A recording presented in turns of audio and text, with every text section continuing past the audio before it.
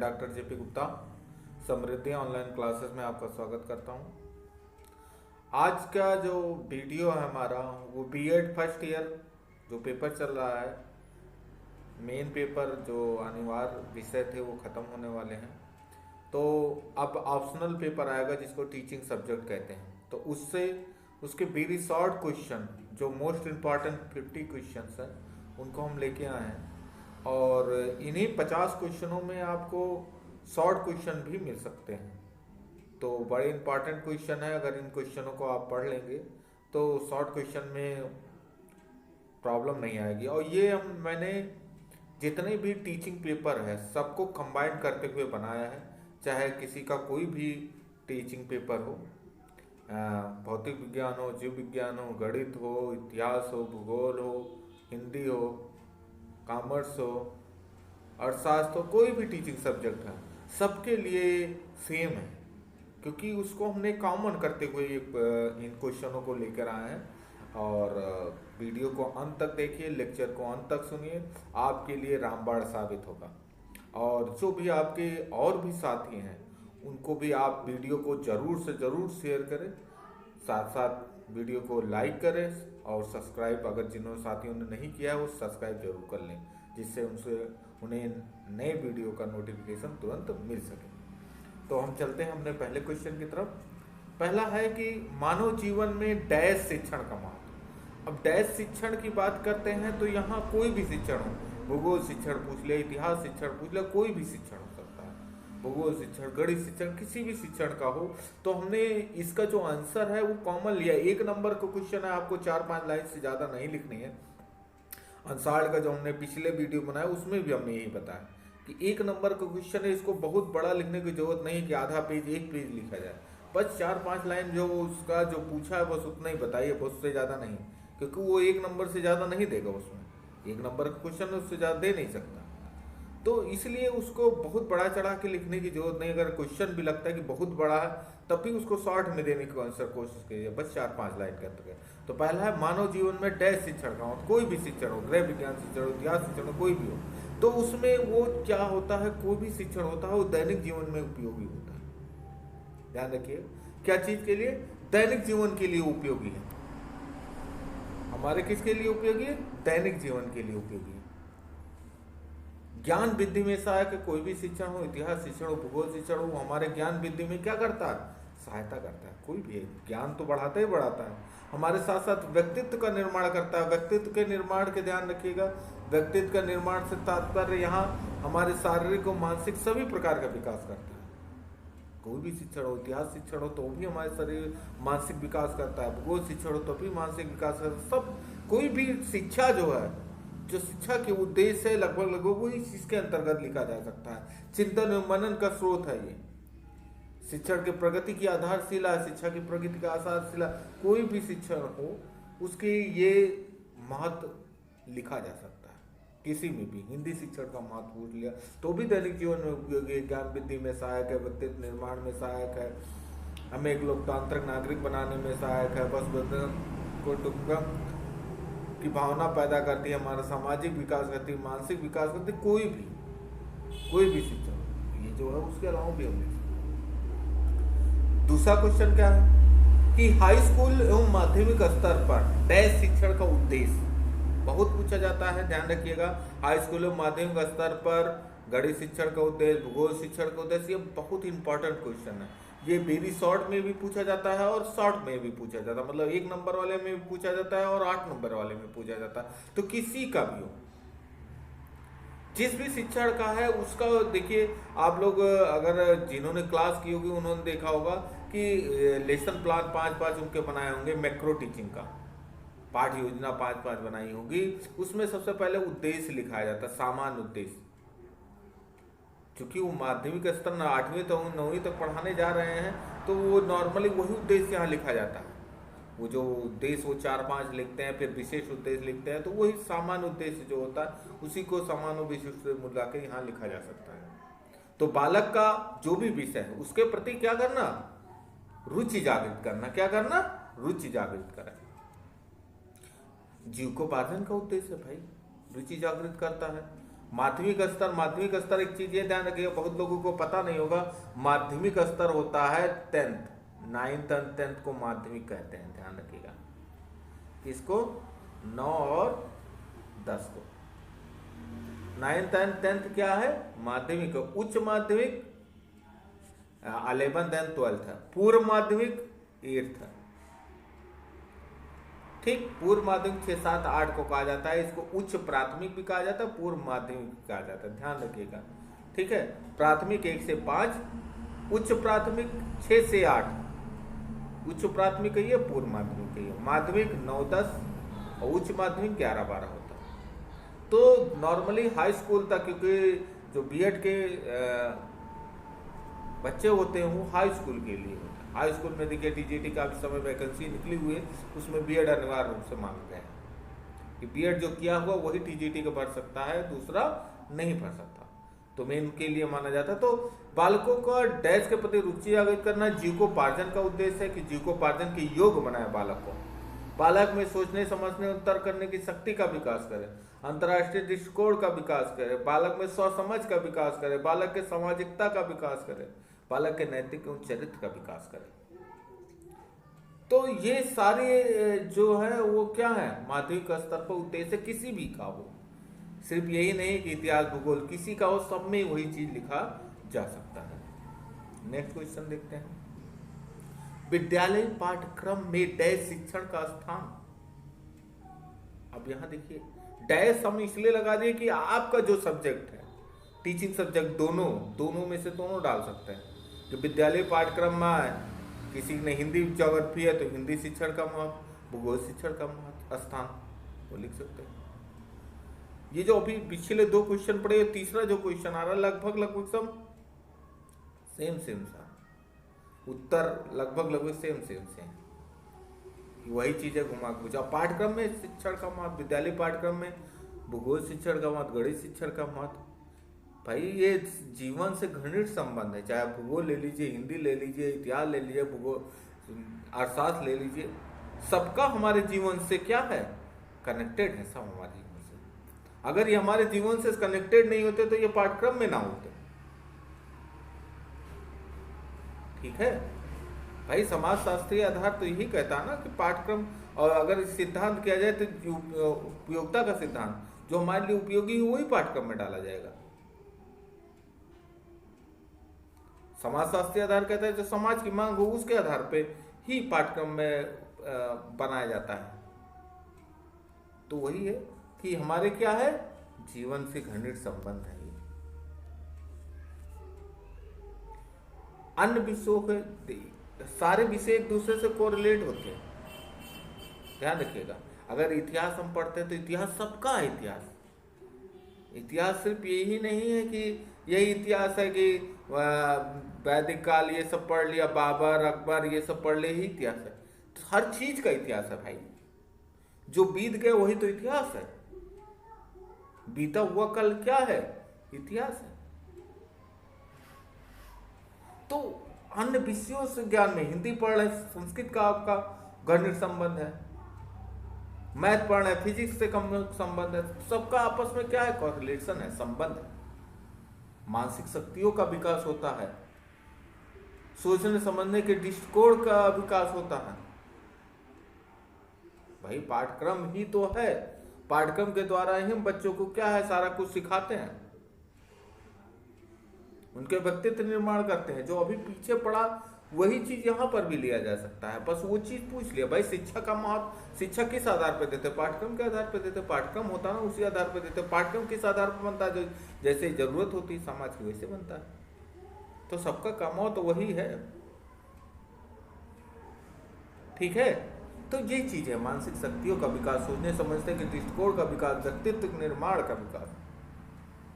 तो ये सारे विद्यालय पाठ्यक्रम में शिक्षण का स्थान।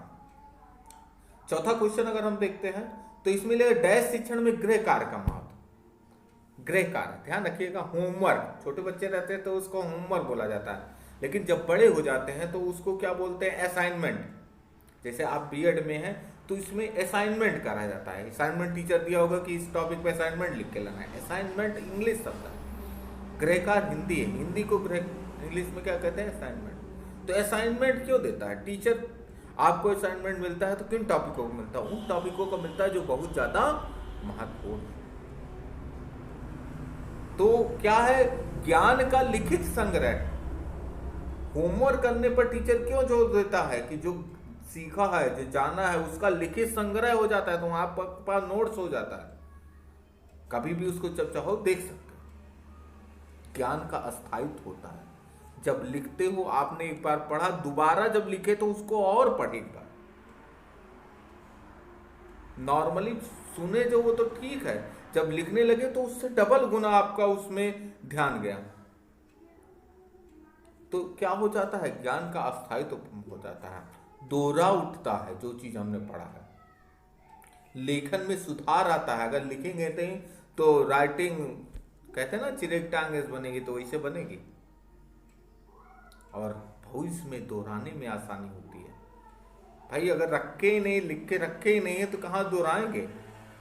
एग्जाम के समय ये तो है नहीं कि सबकी इतनी मेमोरी जो है भरते गए भरते गए भरते गए, और जब चाहा उसको ऑन कर लिया। ऐसा तो है नहीं, हमें क्या करना पड़ता है, दोहराना पड़ता है। तो दोहराने में आसान। तो ये सारी चीजें गृहकार के महत्व। ठीक है, नेक्स्ट क्वेश्चन देखते हैं, पांचवा क्वेश्चन है हिंदी शिक्षण में सस्वर वाचन का। अभी यहाँ देखिए, हिंदी का हमने एक दो हिंदी भाषा से संबंधित स्पेशल क्वेश्चन ले लिया है कि सस्वर वाचन, क्योंकि सस्वर वाचन जो है वो हिंदी में होता है, संस्कृत में होता है और इंग्लिश में होता है।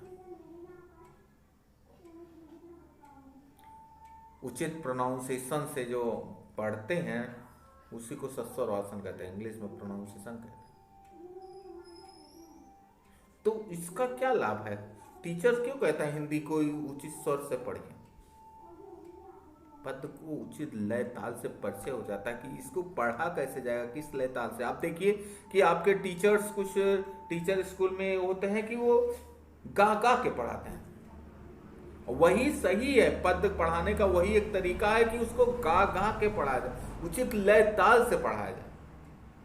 उचित लय ताल से पढ़ने पर क्या होगा, रुचिकर होगी कक्षा, छात्रों का आकर्षण होगा। और जब ये सारी चीजें होगी तो क्या है, बोधगम्यता बढ़ेगी। क्या होगी, बोधगम्यता बढ़ेगी, पालक के समझ में ज्यादा आएगा सस्वर वाचन से। इसलिए टीचर सस्वर वाचन करता है, बताता है कि इस तरह से पढ़ा जाता है पद को। ठीक है, तो चाहे हिंदी हो, चाहे संस्कृत हो, चाहे इंग्लिश हो, ये सारे उसके लाभ है। छठा क्वेश्चन, हिंदी, संस्कृत या अंग्रेजी शिक्षण में उच्चारण का महत्व। इन तीनों में उच्चारण कराया जाता है। काठिन्य शब्द निवारण एवं उच्चारण। उच्चारण एवं काठिन्य शब्द निवारण एक पॉइंट है, पाठ योजना बनाते समय आप आते हैं। जितने भी कठिन शब्द होते हैं उनको क्या करता है, उच्चारण करवाया जाता है। क्यों उच्चारण कराया जाता है? क्योंकि उन कठिन शब्दों का बालक सही से बोल नहीं पाते। सही उच्चारण से परिचित होंगे छात्र, शब्दों के सही उच्चारण से परिचित होंगे। जब तक आप सही उच्चारण नहीं करना जानेंगे तब तक आप उसके अर्थ को समझ नहीं पाएंगे। अर्थ को समझने के लिए उसके उच्चारण को जानना बहुत जरूरी है। तो अर्थ को समझने में आसानी होती है, उनके शब्द ज्ञान भंडार में वृद्धि होती है। वो शब्द ज्ञान भंडार उनके मस्तिष्क में आ जाता है, उसके शब्द ज्ञान भंडार में क्या हो जाती है, वृद्धि हो जाती है। भाषा को सही रूप में बोलने में प्रवीण हो पाते हैं। भाई जब शब्दों का उच्चारण सही कर पाएंगे तभी भाषा बोलने में प्रवीण हो पाएंगे ना, नहीं कर पाएंगे तो नहीं हो पाएंगे। तो ये सारी चीजें विशेषताएं इसका महत्व है। या नेक्स्ट क्वेश्चन अगर देखते हैं, इसमें पाठ पुस्तक की विशेषताएं, ध्यान रखिएगा। पाठ पुस्तक की विशेषताएं ये शॉर्ट में भी पूछता है। 8 नंबर के क्वेश्चन जितने हमने क्वेश्चन बता रहे हैं लगभग सभी शॉर्ट में भी पूछे जा सकते हैं। ये सिर्फ वेरी शॉर्ट के क्वेश्चन नहीं, वेरी शॉर्ट में पूछे जाने वाले पर हमने इस तरह से लिखा है, शॉर्ट में पूछा गया, इसी को आप बढ़ा दीजिए बस अपने शब्दों में। ये जितनी हेडिंग, जैसे पाठ्य पुस्तक की विशेषताएं हमने यहाँ दिखा रहे हैं, तो जितनी हेडिंगें हैं ये, इनको डिस्क्राइब कर दीजिए, 2-3-4 पेज आराम से लिख उठेगा। 2 ही पेज से ज़्यादा लिखना नहीं है आपको शॉर्ट में। हमने पहले ही बताया था, वेरी शॉर्ट को बस 4-5 लाइन जितना पूछा है, और शॉर्ट को 1.5 से 2 पेज, 2 पेज लिखिए कोशिश। तो पाठ्य पुस्तक जो हम एक खरीदने जाते हैं बाजार से, पाठ्य पुस्तक की, आज गणित की किताब लेनी है, इसकी किताब लेनी है, तो उसकी क्या क्या विशेषताएं होनी चाहिए। तो उसमें 2 भागों में बांटा गया है, एक आंतरिक और बाह्य। बाह्य में हम देखें, बाह्य में क्या क्या देखते हैं कि अच्छी दिलसाजी हो, बढ़िया से हो, ऐसा ना हो कि आज ही लेके आज ही पढ़ गई, एक पेज इधर जा रहा है, एक पेज उधर जा रहा है। साफ एवं सुंदर प्रिंट हो, बढ़िया देखने में साफ साफ हो, पता चला एकदम छोटा छोटा लिखा है और पढ़ने में नहीं आ रहा है क्या लिखा है, तो उस किताब को लेना पसंद करेंगे? नहीं लेंगे यार। लेकिन कलरफुल में अच्छे से लिखा होता है तो हाँ, बढ़िया से इसमें दिया है, हाईलाइट करके दिया है मेन हेडिंगों को, उसको हम ले लेते हैं। साफ एवं सुंदर प्रिंट, कागज की गुणवत्ता, अच्छा कागज तो नहीं है, नहीं पता चला 4 बार हम उसको खोले किताब को और उसके बाद वो फट गई। कागज की गुणवत्ता देखते हैं, साथ साथ सबसे बड़ी बात है रुपया देखते हैं, बहुत महंगी तो नहीं है भाई, हम लोग चीप और बेस्ट चाहते हैं, तो ये देखते हैं। और ये भी देखते हैं कि विश्वसनीय है कि नहीं, नहीं तो उठा के ले जा रहे हैं, जो इसमें लिखा है वो आधा गलत ही हो।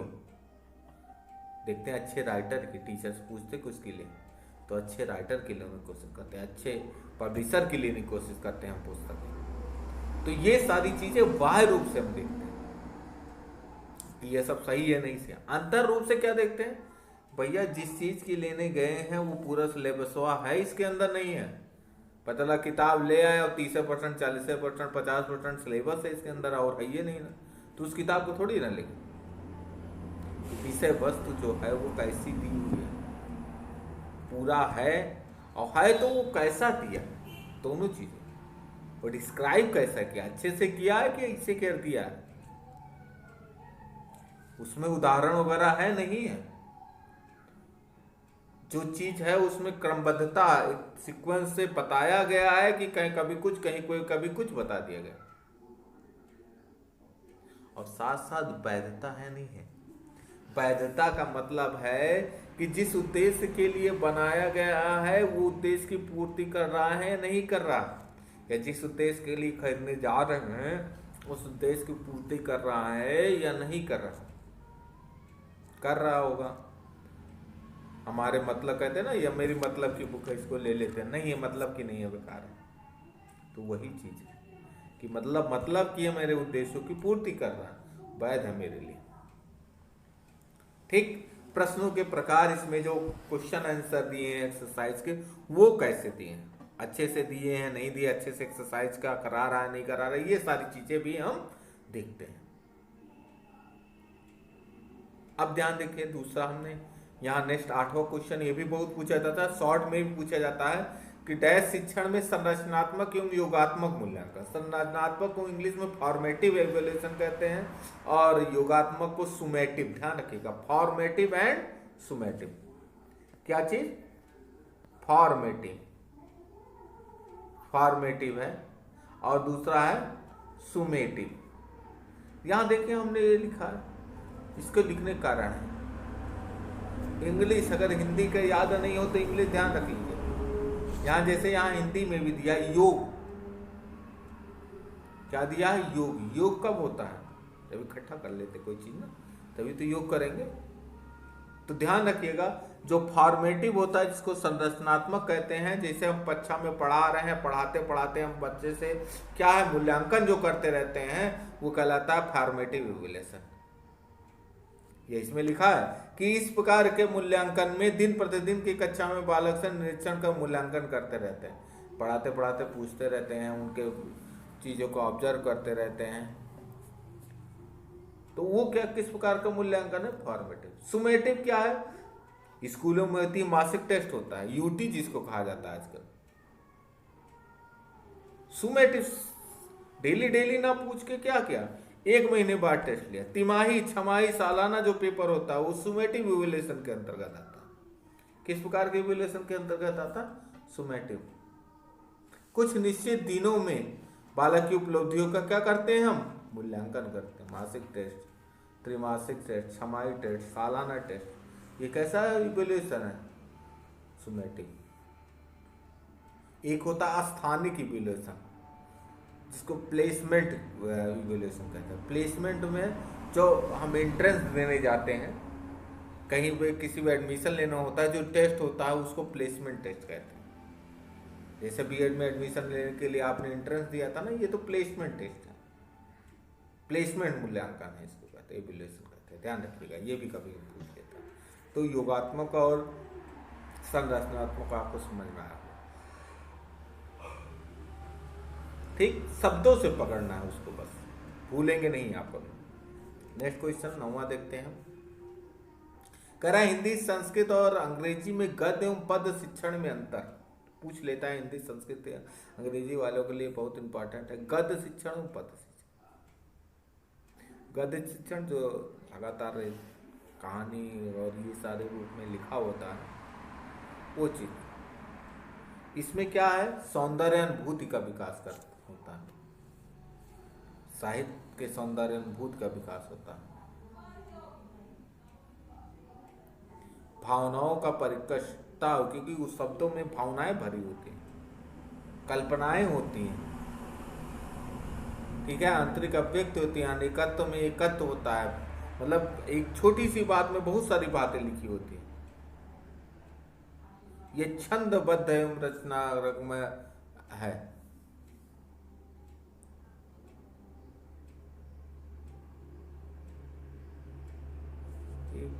ये पद शिक्षण है, ये गद्य शिक्षण है। ध्यान रखिएगा, उल्टा लिखा, ठीक? ये यहाँ ये पद है, क्या है? ये पद है, और ये क्या है? गद्य है, ठीक? ये पद शिक्षण है, ये गद्य है, उल्टा लिखा। ध्यान रखिएगा इस चीज का कि सौंदर्य अनुभूति का विकास होता है, उसमें रस, अलंकार, ये सारी चीजें उसमें होती हैं। जब आप देखते हैं भावार्थ बढ़ते हैं तो उसके सौंदर्य अनुभूति लिखते हैं कि इसमें ये रस है, इसमें ये अलंकार है, इसमें ये चीजें हैं सारे, तो वो सौंदर्य अनुभूति का विकास। भावनाओं की परिकाष्ठा होती है, कल्पना, कविताओं में कल्पना ही तो भरता है लेखक, उसके मन की बातों की अभिव्यक्ति होती है। छोटी छोटी बातों में रहमन पानी राखे, बिन पानी सब सुन पाने गए न उबरे मोती। पानी एक छोटा शब्द है, लेकिन उसके अर्थ कई। देखिए, गागर में सागर उन्होंने भरा था, किसने? बिहारी। उनकी बातों को एक छोटी सी बातों में कितना बड़ा भावार्थ निकल सकता है। तो वही चीज है, अनेकत्व में एकत्व की बात करते हैं। छंदबद्ध होती है रचनात्मक, और ये क्या होती है? शब्द भाषा और इस सब का विकास होता है। शब्द भंडार एवं सूक्त की विकति होती है, शब्दों के द्वारा लिखा जाता है। साहित्यिक भाषा, इसको साहित्यिक कहते हैं। अंतर कथा होती है, इसमें विचारों का विश्लेषण होता है, विचार इसमें लिखे जाते हैं। और इसमें शब्दों की महत्ता होती है, शब्दों की महत्ता दोनों में होती है, लेकिन इसमें शब्दों की महत्ता ज्यादा होती है पद के अंतर्गत, गद्य के अंतर्गत। ध्यान रखिए, तो ये गद्य और पद में अंतर है, पूछे पहुंच जाते हैं, ध्यान रखिएगा। अब फिर है डैश शिक्षण की प्रकृति। शिक्षण हमेशा, कोई भी शिक्षण हो, कला जरूर होती है, कलात्मकता होती है, वैज्ञानिकता उसमें पाई जाती है। कोई भी शिक्षण हो, दो चीज। अगर कलात्मकता नहीं है तो आप बच्चों को, आपके अंदर कितना विज्ञान भरा हो, बच्चों को आप डिलीवर नहीं कर सकते। शिक्षण एक कला और विज्ञान दोनों है, जिसमें कला सबसे मेन पहले कला है। कला की हम बात करते हैं, क्योंकि अगर आपके अंदर कला नहीं है, मतलब देने का तरीका नहीं आपको पता है, तो कितने विज्ञानी हो, आपका शिक्षण सही नहीं हो। तो ये क्या है? कलात्मक होती है शिक्षा।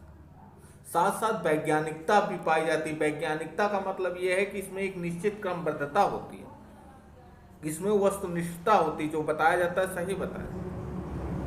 एक निश्चित क्रमबद्ध रूप में चलता है, एक नियमबद्ध रूप में दिया जाता है, एक तरीका होता है, वो सारी चीज। तो इसमें वैज्ञानिकता भी पाई जाती है। कोई भी शिक्षण हो, बालक का बौद्धिक विकास करता है। कोई भी शिक्षण हो, बालक का बौद्धिक विकास करता है, शारीरिक विकास करता है, सामाजिक विकास करता है, संवेगात्मक विकास करता है।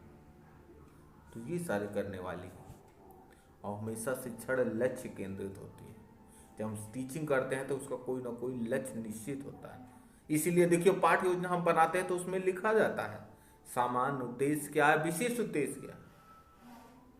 तो लक्ष्य लेकर चलते हैं, बिना लक्ष्य के टीचिंग नहीं की जाती। शिक्षण होता ही नहीं बिना लक्ष्य, तो लक्ष्य केंद्रित होता है शिक्षण, ध्यान रखिए। तो कोई भी शिक्षण, तो ये सारी इसकी विशेषताएं पाई जाएगी, उसकी प्रकृति पाई जाएगी। 10 क्वेश्चन। नेक्स्ट क्वेश्चन देखते हैं 11वां। पाठ्य योजना क्या है? अभी हम पीछे भी पाठ्य योजना चर्चा करते आ रहे हैं। और कुछ बच्चे यहाँ टीचर भी होंगे, पब्लिक स्कूल में अच्छे पढ़ा भी रहे होंगे, वहां उनसे पाठ्य योजना बनवाया भी जा रहा होगा। अगर वो क्लास किए होंगे तो क्लास से तो पता ही लगा होगा, साथ साथ अगर नहीं किए होंगे तो वहां पर भी कहते हैं पाठ्य योजना बना के आओ, फिर जाओ डिलीवर कर। कहने का मतलब जो 40 मिनट का पीरियड होता है, ठीक है, जो शिक्षण हमें देना है 40 मिनट के पीरियड में, उस शिक्षण देने से पहले उसको कैसे दिया ना जाना है, उसकी जो योजना है बनाते हैं, उसी को क्या कहते हैं? पाठ्य योजना। इसीलिए लिखा है कि पाठ्य योजना का अर्थ उस पूर्व निर्धारित योजना से है जिसके अनुसार शिक्षक नवीन ज्ञान की रीतियों और सहायक सामग्री के माध्यम से छात्रों के समक्ष एक निश्चित अवधि के अंदर प्रस्तुत करता है। 40 मिनट। पाठ्य योजना का अर्थ उस पूर्व निर्धारित योजना से है जिसके अनुसार शिक्षक नवीन ज्ञान की जो रीतियों और सहायक सामग्री के माध्यम से छात्रों के समक्ष एक निश्चित अवधि के अंदर क्या करता है? प्रस्तुत करता है। निश्चित अवधि क्या होती है? 40 मिनट 45 मिनट की जो क्लास होती है। मेरे अनुसार अगर देखें कि कक्षा शिक्षण ब्रैकेट में 40 मिनट की जो कक्षा होती है, कि गतिविधि को उसके उद्देश्यों के अनुसार संचालित करने, जो हमारा उद्देश्य है उसके अनुसार संचालित करने से पूर्व तैयार किए जाने वाले संपूर्ण कार्य योजना, जो हम 40 मिनट में देने जा रहे हैं, उसको जो हम पहले से ही कार्य योजना पूरा तैयार करते हैं, उसी को क्या कहते हैं? पाठ्य योजना। कि हम ये पहले ये करेंगे, फिर ये करेंगे, ये क्वेश्चन पूछेंगे, ऐसा उत्तर आएगा, ये सारा चीजें पहले से ही हम कार्य योजना पूरी तैयार करके रखते हैं। वही कार्य योजना क्या कहलाती है? पाठ्य योजना।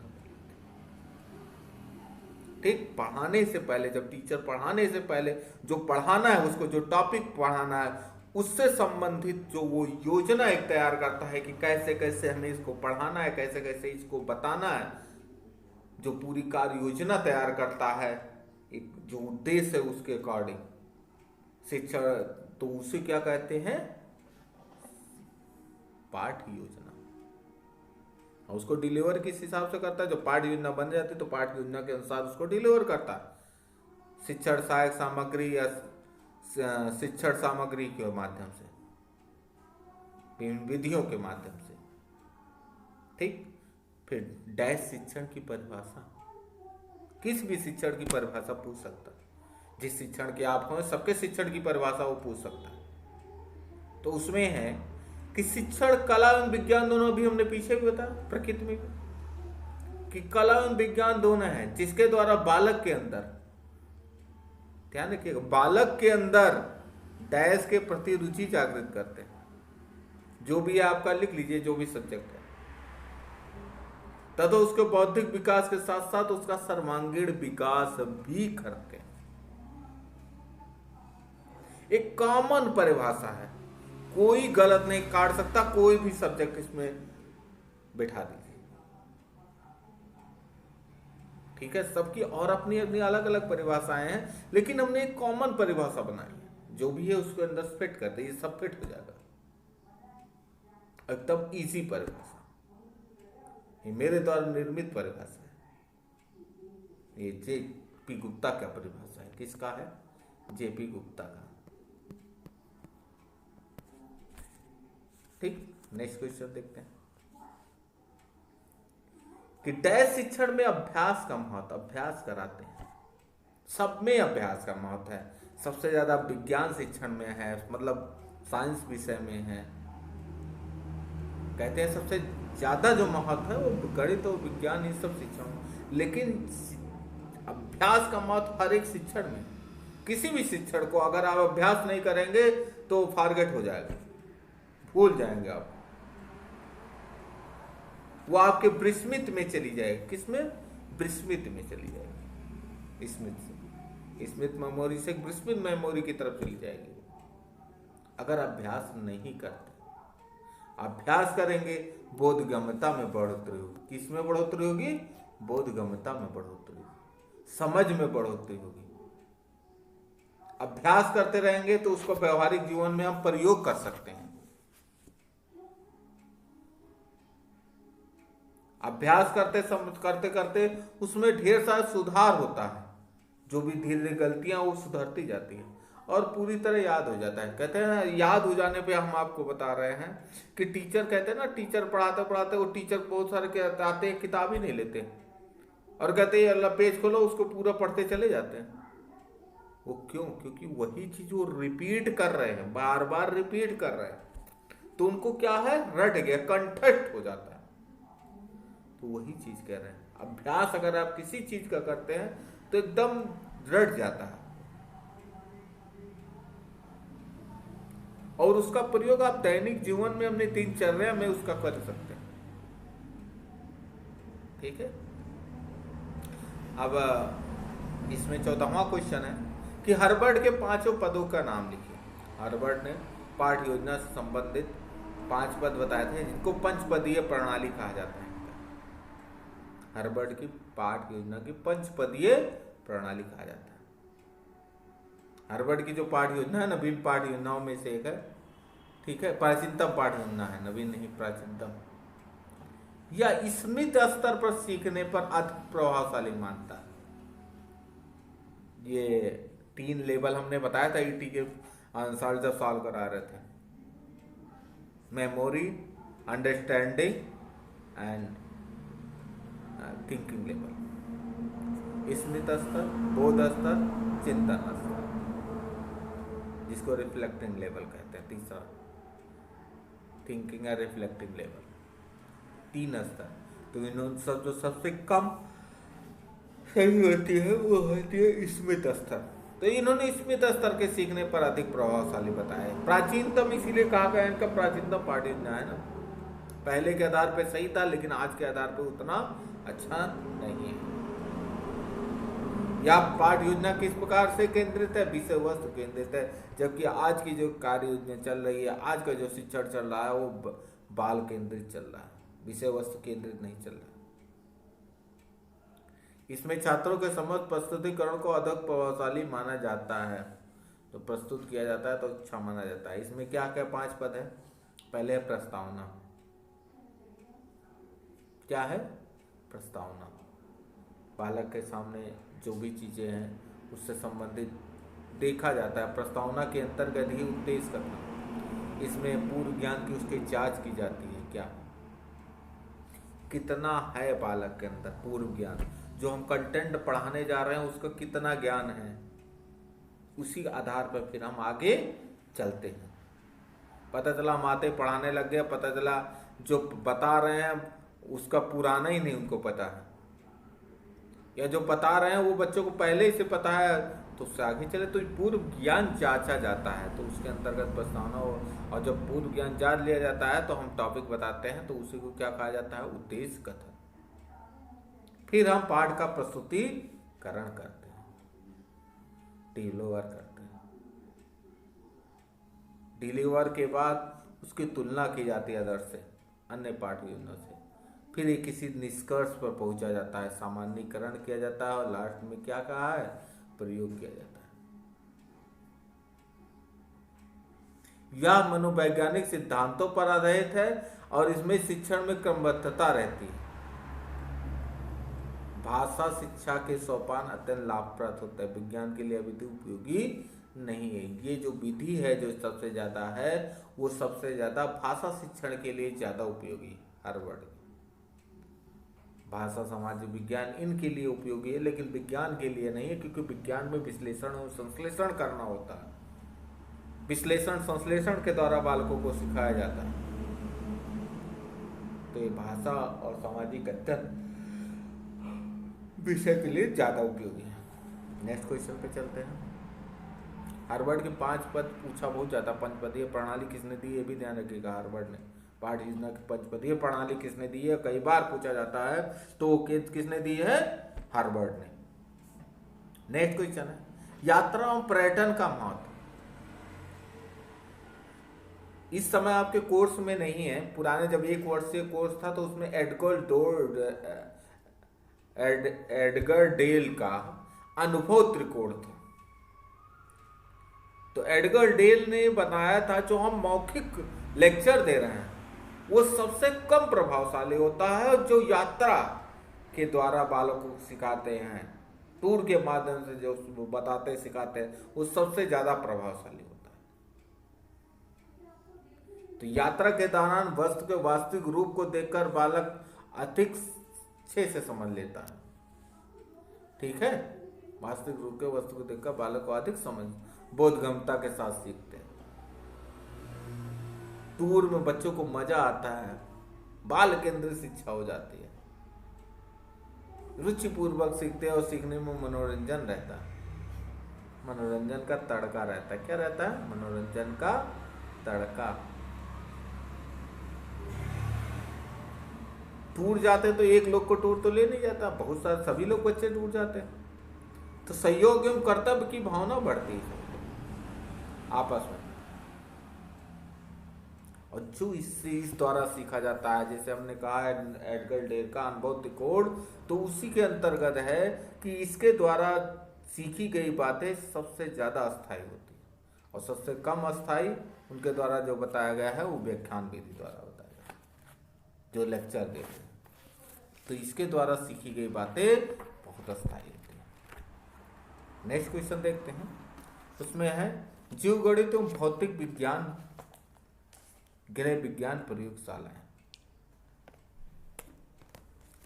जो प्रयोगशाला होते चाहे जीव विज्ञान की हो, गणित विज्ञान की हो, भौतिक विज्ञान की हो, गृह विज्ञान की हो, सबकी बहुत सारी प्रयोगशालाएं सभी की होती है, जिसमें जो प्रायोगिक सब्जेक्ट होते हैं सब में प्रयोगशाला होती है। तो उसमें होता क्या, उससे संबंधित चीजें होती हैं, इसमें डैश से संबंधित सारी चीजें होती है प्रयोगशाला में,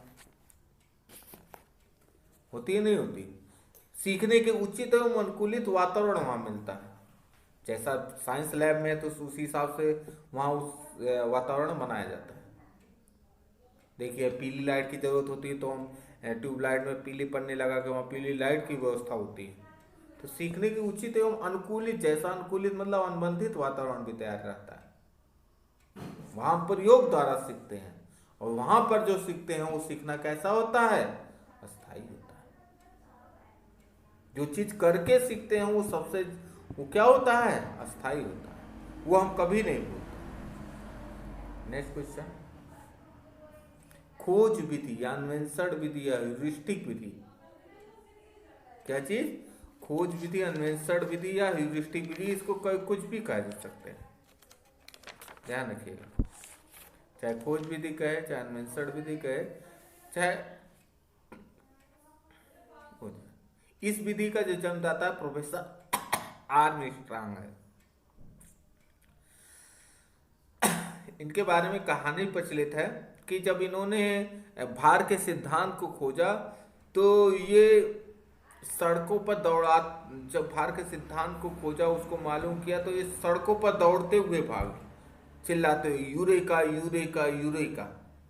यूरेका का मतलब होता है कि मैंने खोज लिया, मैंने खोज लिया, मैंने खोज लिया।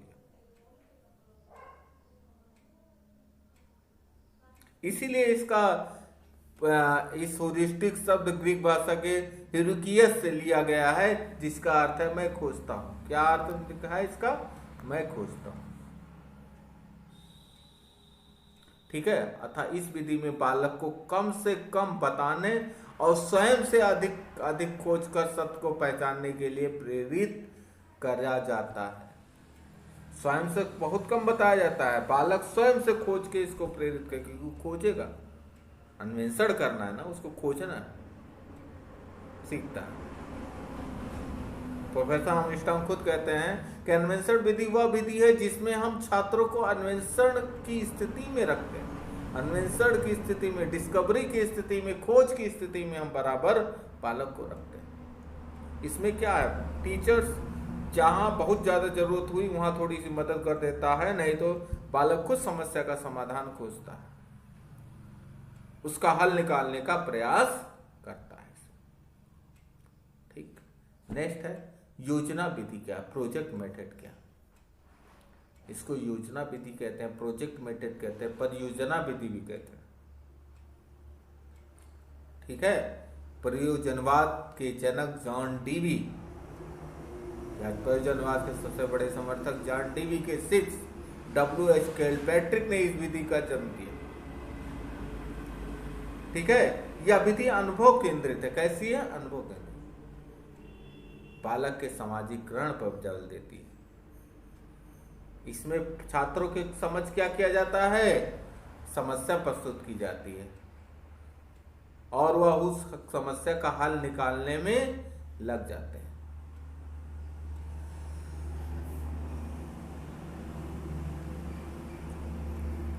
छात्र अपनी रुचि क्षमता के अनुसार कार्य करते हैं उसमें।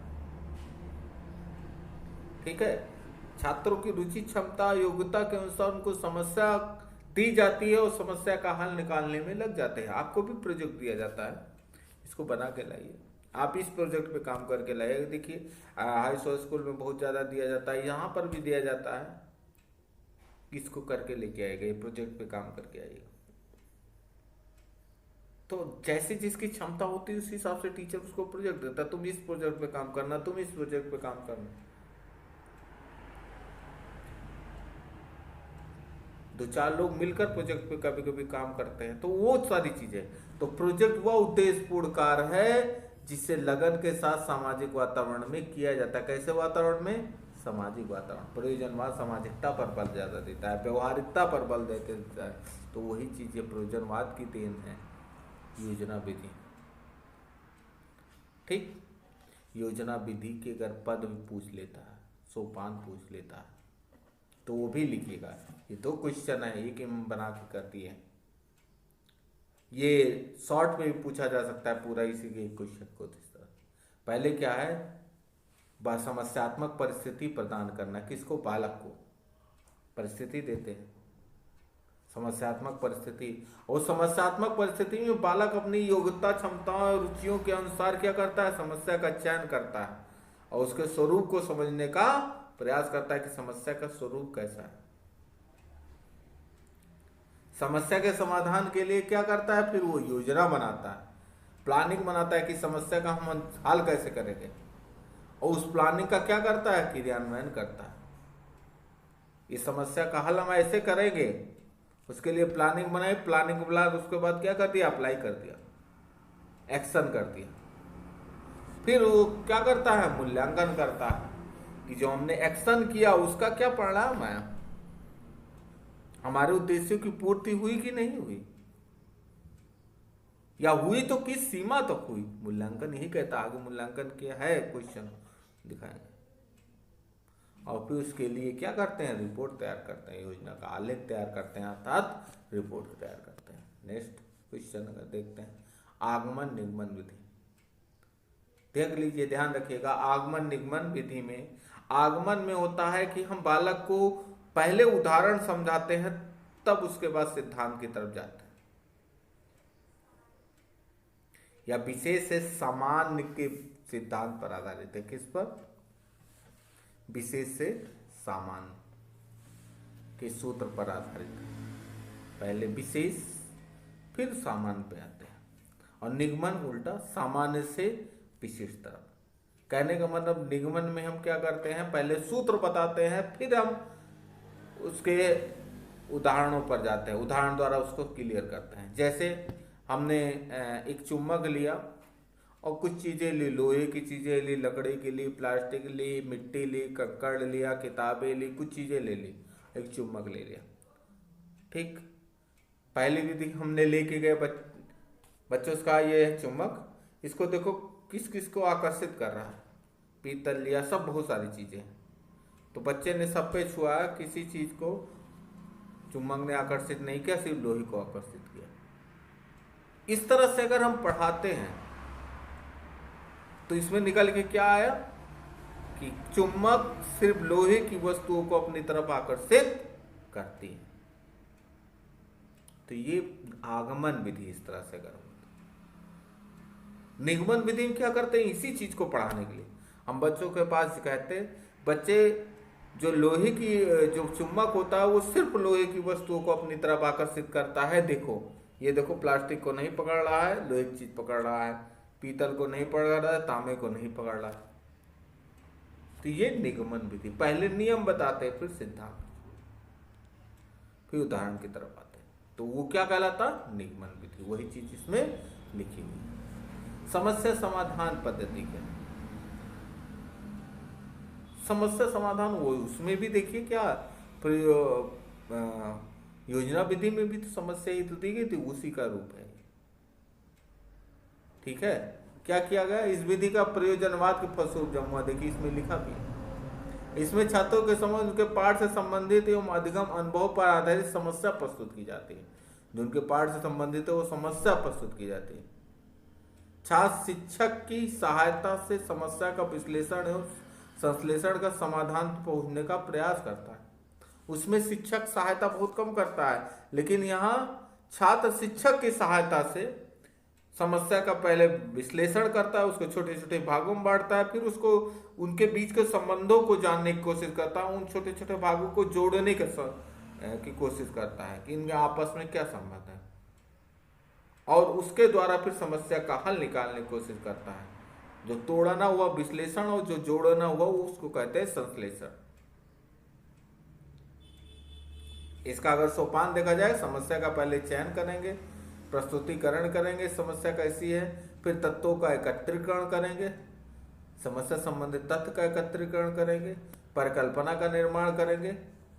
क्या करेंगे, परिकल्पना करेंगे। परिकल्पना क्या है, समस्या का माना हुआ समाधान क्या कहलाता है, परिकल्पना। जैसे हम पहले बचपन में गड़े लगाते थे, माना धन 100 रुपया है, हमने धन पहले ही मान लिया 100 रुपया है, चाहे जितना निकले, तो क्या है एक प्रकार की परिकल्पना। तो वैसे ही उस समस्या का हल हम मान लेते हैं कि समस्या का हल यही निकलेगा, और लास्ट में उसको क्या करते हैं, उससे कंपेयर करते हैं, जो हमारा हल निकला सही निकला नहीं निकला, तो उसी कहते हैं परिकल्पना का निर्माण, क्योंकि उससे एक उद्देश्य केंद्रित हो जाता है हमारे पास। हमारे जो समस्या के समाधान को एक निश्चित दिशा मिल जाती है कि इसी यही हल होगा, तो इसी के अकॉर्डिंग हम काम करते हैं, समाधानात्मक निष्कर्ष पर पहुंचते हैं, मूल्यांकन और करते हैं, और फिर कार्य का आलेखन करते हैं। लगभग वही जो योजना पद्धति का है, वही चरण लगभग इसमें भी है। नेक्स्ट क्वेश्चन देखते हैं, सहायक सामग्री या चार्ट मॉडल का डैश शिक्षण में महत्व। सहायक सामग्री का महत्व पूछ ले, चार्ट मॉडल का महत्व पूछ ले, किसी भी शिक्षण में पूछ ले भाई। जब सहायक सामग्री का प्रयोग क्यों करते हैं, क्योंकि टीचिंग रुचिकर हो जाए, बच्चे का ध्यान आकर्षित हो, टीचिंग रुचिकर हो जाए, बच्चे को समझ में अच्छे से है, कक्षा शांत हो, बालक सक्रिय रूप से पढ़ाई में भाग ले। ये वास्तविक चीज नहीं दिखा सकते तो उसका हम प्रतिरूप मॉडल के रूप में लेके आते हैं, प्रतिरूप दिखाते हैं। भाई ताजमहल तो नहीं ला सकते, तो ताजमहल का मॉडल बना के तो ला सकते हैं, उसका चित्र तो ले आए कि ऐसा दिखता है ताजमहल। तो शिक्षण अधिक बोधगम्य हो जाएगा, रुचिकर हो जाएगा, बच्चों को अधिक समझ में आएगा, बालक की इंद्रियों अधिक से अधिक इंद्रियां सक्रिय रहेंगी। ठीक, तो इन सब का महत्व है। ये लिखना इजी है, कुछ भी कितना भी लिख सकते हैं, इसमें शॉर्ट में भी आ गया तब भी बढ़ा चढ़ा के लिख सकते हैं। संतुलित आहार, ये होम साइंस का स्पेशल क्वेश्चन। संतुलित आहार का क्या महत्व है भाई, संतुलित आहार क्यों लेते हैं भाई, स्वस्थ रहेंगे। अगर संतुलित आहार लेंगे तभी हम स्वस्थ रहेंगे, बीमारियों से दूर रहेंगे। हमारा जो शारीरिक विकास हो रहा है वो पूरी अच्छे तरीके से हो जाएगा, सर्वोत्तम शारीरिक विकास होगा, और शारीरिक विकास अच्छे से होगा तो मानसिक विकास भी सही से होगा। क्योंकि कहा गया है स्वस्थ शरीर में ही स्वस्थ मस्तिष्क निवास करती है। साथ साथ रोग प्रतिरोधक क्षमता में बढ़ोतरी होगी, हमारे लंबी आयु होगी। ये सारी चीज उत्तम आहार लेने से बहुत सारी चीजों का विकास होता है। प्राथमिक चिकित्सा क्या है? फर्स्ट एड क्या है? नॉर्मली हम फर्स्ट एड चिल्लाते हैं, लेकिन अगर किसी से पूछ लिया फर्स्ट एड है क्या, ये भी होम साइंस संबंधित क्वेश्चन है मेनली। तो प्राथमिक उपचार के जब किसी को चोट लगती है तो कम प्रशिक्षित व्यक्ति द्वारा वहां पर तुरंत जो उपचार दिया जाता है जिससे मेन उपचार में सहायता होती है, उसको कहते हैं प्राथमिक चिकित्सा। यही लिखा है, किसी रोग के होने या चोट लगने पर किसी कम प्रशिक्षित या अप्रशिक्षित व्यक्ति द्वारा कम से कम साधनों में किया गया सरल उपचार है। कम से कम साधनों, जो उसके सीमित साधन, पेशेंट में क्या होता है, थोड़ा ही साधन तो होता है। सरल उपचार ही क्या है? प्राथमिक चिकित्सा है। इसका उद्देश्य कम से कम साधनों में इतनी व्यवस्था करनी है, जो कम से कम साधन है उसमें इतनी व्यवस्था करनी है कि चोटग्रस्त व्यक्ति को सम्यक इलाज कराने की स्थिति में लगने वाले समय में कम से कम नुकसान हो, कि जो उसको वास्तविक इलाज मिलना चाहिए उसमें कम से कम नुकसान हो। अगर फर्स्ट एड हमने कर दिया, अगर फर्स्ट एड नहीं करते तो बहुत सारा नुकसान हो जाता, तो वो चीज कहलाता है फर्स्ट एड। मतलब कम प्रशिक्षित या अप्रशिक्षित व्यक्ति द्वारा डॉक्टर के पास ले जाने से पूर्व किया गया जो इलाज है वो प्राथमिक इलाज है। वो कम साधनों में जो किया गया इलाज है उसको कहा जाता है फर्स्ट एड या प्राथमिक चिकित्सा कहा जाता है, जिससे कि मेन इलाज में सहायता मिलती है, मेन इलाज के लिए, और उसके लिए ना बढ़कर सरलता होती है। उसी को क्या कहा जाता है? फर्स्ट एड कहा जाता है, प्राथमिक चिकित्सा कहा जाता है। नेक्स्ट क्वेश्चन देखते हैं कि पाठ्यक्रम की परिभाषा। देखिए ईटी में भी हमने पाठ्यक्रम से संबंधित बातें कही थी और आएगा जरूर, आया होगा जरूर, उसमें भी अभी पेपर नहीं हुआ है, आएगा जरूर। तो पाठ्यक्रम आपके दोनों सब्जेक्टों में से पूछेगा जरूर, शॉर्ट में भी आएगा ये जरूर, पाठ्यक्रम से एक आध क्वेश्चन पक्का है। पाठ्यक्रम को इंग्लिश में करिकुलम कहते हैं, जो लैटिन भाषा से बना हुआ है। अगर हिंदी इसका अर्थ देखा जाए तो रेस कोर्स कहा गया है लैटिन भाषा में। रेस कोर्स मतलब दौड़ का माना, अर्थात पाठ्यक्रम वह मार्ग है जिसके अनुसार चलकर बालक या शिक्षार्थी, कुछ भी कह सकते हैं, शिक्षा के लक्ष्य को प्राप्त करने में सफल होता है। पाठ्यक्रम वह मार्ग है जिसके अनुसार बालक चलकर अपने जो शैक्षिक लक्ष्य है उसकी प्राप्ति कर पाता है। वर्तमान में यह अध्ययन का कोर्स या सिलेबस तक सीमित नहीं है,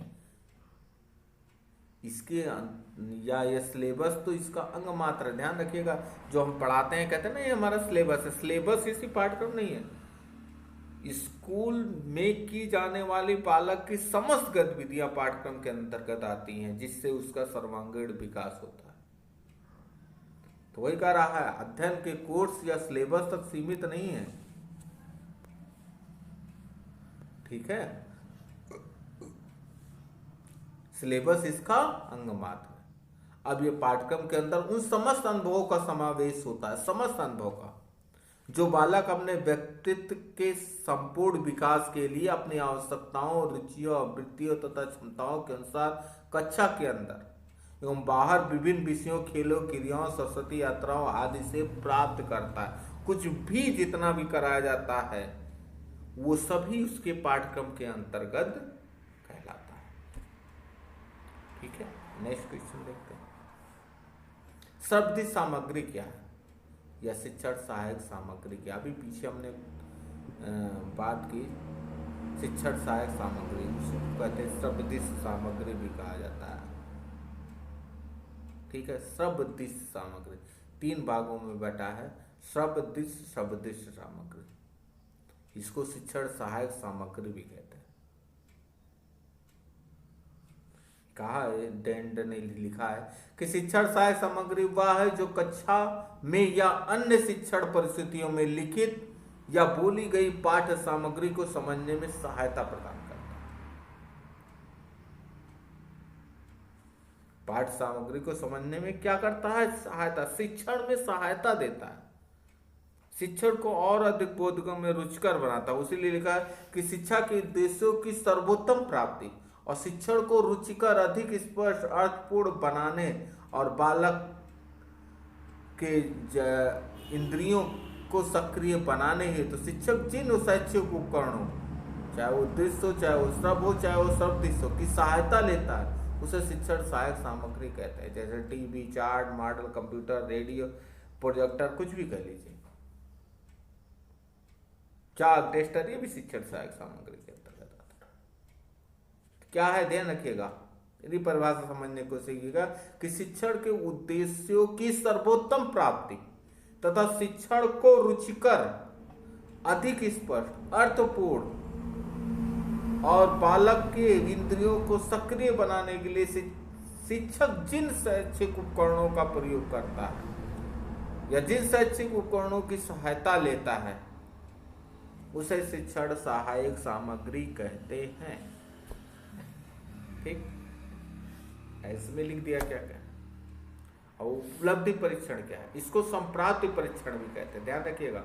उपलब्धि परीक्षण इंग्लिश में अचीवमेंट टेस्ट कहते हैं या हिंदी में संप्राप्ति परीक्षण भी कहा जाता है, कंफ्यूज मत होइएगा। तो उपलब्धि परीक्षण क्या है? उपलब्धि भाई परीक्षण आप सब लोग जानते हैं, लेकिन आप जानते नहीं कि यही उपलब्धि परीक्षण है। जो आपका स्कूल में पढ़ते हैं, जितने भी टेस्ट होते हैं, जितनी परीक्षाएं होती हैं, वो सब उपलब्धि परीक्षण के अंतर्गत होते हैं। कि बालक ने एक निश्चित समय में जो सीखा है उसको कहां तक अचीव किया, उसको जानने के लिए जो परीक्षण किया जाता है उसको क्या कहा जाता है? उपलब्धि परीक्षण कहा जाता है। एक निश्चित समय में जो सीखा है, जो जाना है, वो कहां तक सीखा है, कितने अच्छे से सीखा है, उसका जब परीक्षण किया जाता है तो उसी को क्या कहते हैं? उपलब्धि परीक्षण कहते हैं। तो वही लिखा है, उपलब्धि परीक्षण स्कूल में विषय संबंधी अर्जित ज्ञान का परीक्षण है। जो विषय संबंधित उसने ज्ञान अर्जित किया है उसका परीक्षण है। इस परीक्षण में शिक्षक यह ज्ञात करता है कि विद्यार्थी ने कितनी उन्नति की है।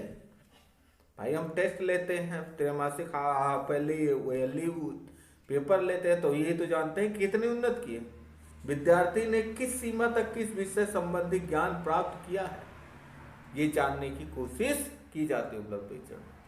थांडाइक ने लिखा है, जब हम संपादित या उपलब्धि परीक्षण का प्रयोग, संप्राप्ति या उपलब्धि परीक्षण का प्रयोग करते हैं तो हम इस बात का निरंतर करना चाहते हैं, निश्चय करना चाहते हैं कि एक विशेष प्रकार की शिक्षा प्राप्त कर लेने के उपरांत व्यक्ति ने क्या सीखा है।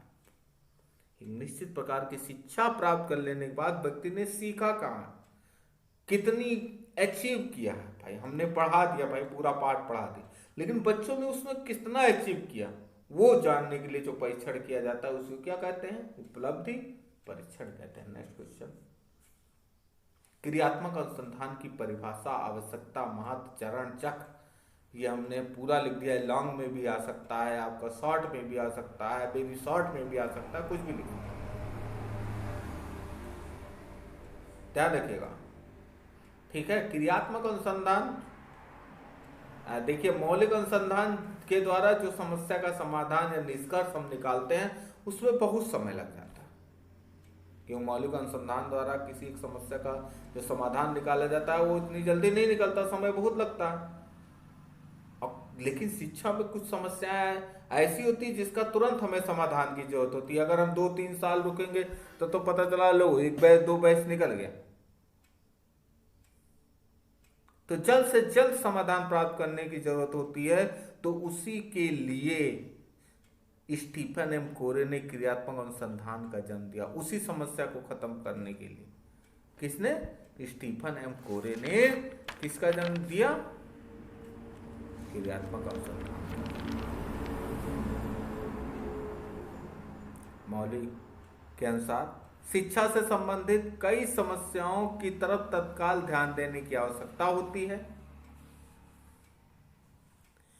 किसी तात्कालिक समस्या के समाधान के लिए उसी समय किया गया अनुसंधान क्रियात्मक अनुसंधान कहलाता है। ध्यान दें, ये तो मौलिक नीति मेरे अनुसार देखिए, विद्यालय या कक्षा संबंधी, एकदम इसी ध्यान रखिए, विद्यालय या कक्षा संबंधी तत्कालीन समस्या के समाधान के लिए तत्कालीन समस्या क्या होती है, जो जिसका समाधान हमें तुरंत चाहिए, जल्दी जल्दी चाहिए, हफ्ते 10 दिन 15 दिन के अंदर चाहिए, 1 महीना के अंदर चाहिए। तो विद्यालय या कक्षा की तात्कालिक समस्याओं के समाधान के लिए विद्यालय शिक्षक, प्रशासक या प्राचार्य द्वारा उसी विद्यालय परिस्थिति में किया गया वैज्ञानिक एवं वस्तुनिष्ठ अध्ययन को हम क्या कहते हैं, क्रियात्मक अनुसंधान कहते हैं।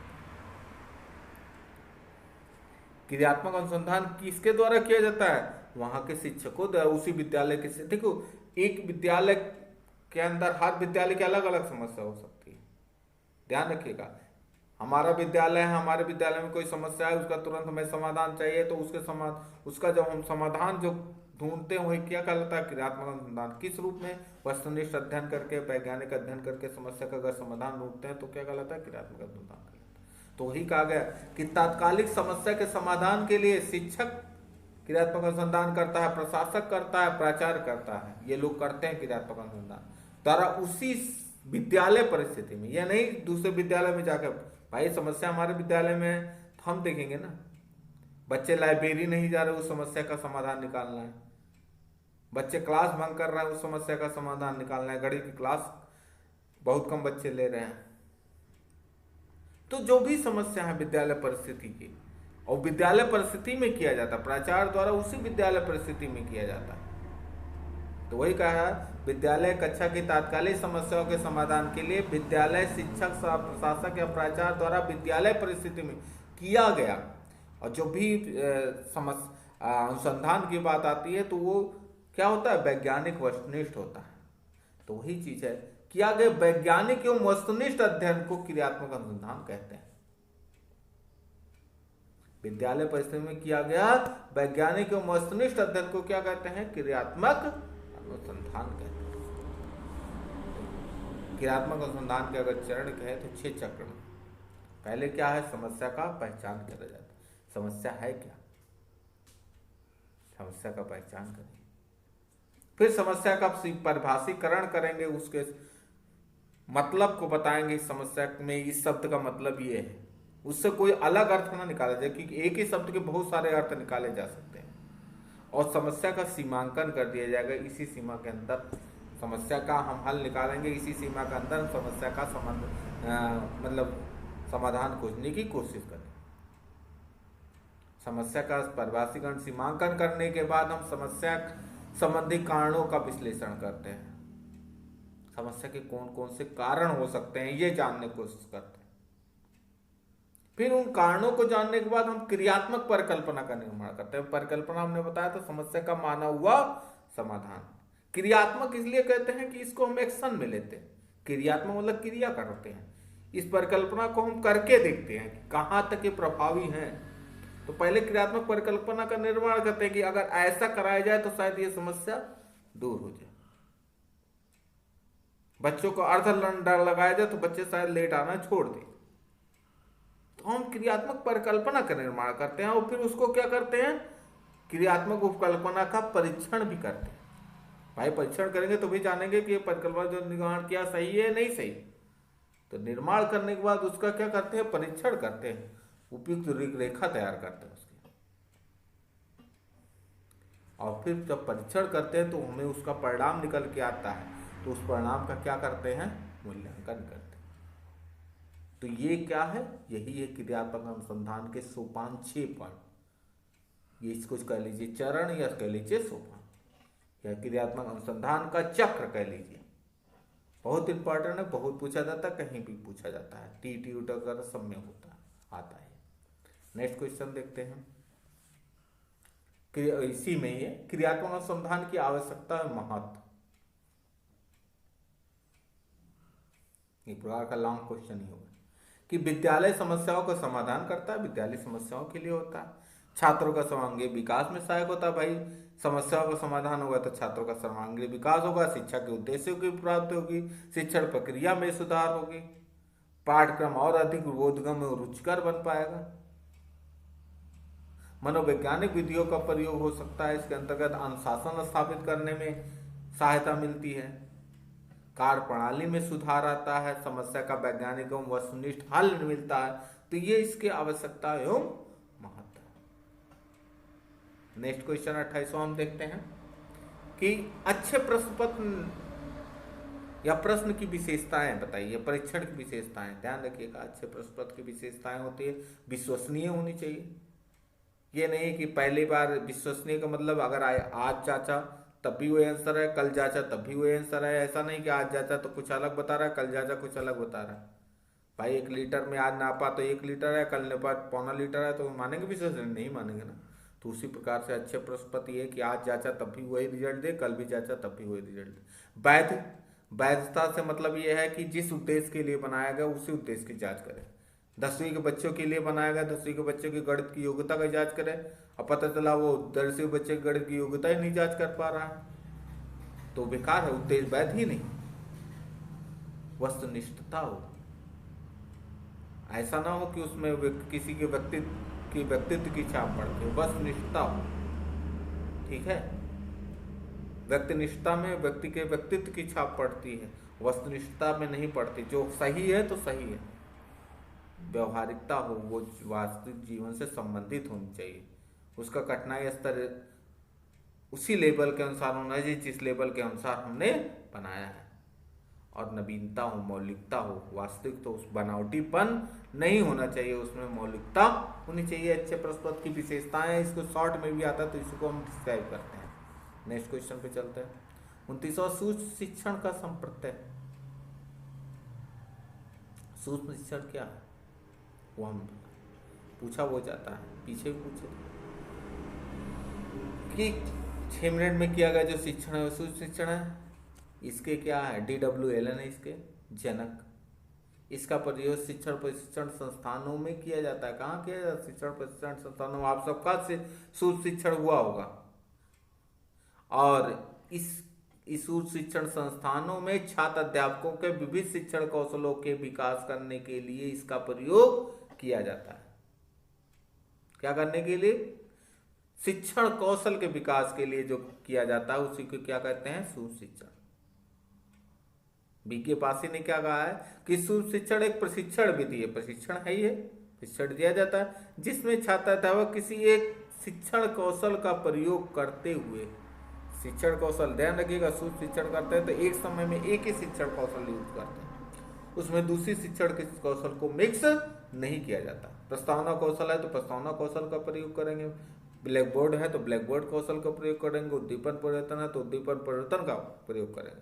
तो वही करा है जिसमें छात्र अध्यापक किसी एक शिक्षण कौशल का प्रयोग करते हुए थोड़ी अवधि के लिए थोड़े छात्र समूहों को एक संप्रत्यय पढ़ाता है।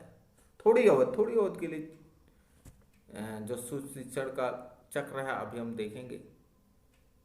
टोटल चक्र 36 मिनट का है, लेकिन एक पाठ योजना जो बढ़ाते हैं सूक्ष्म शिक्षण का वो 6 मिनट की क्लास चलती है।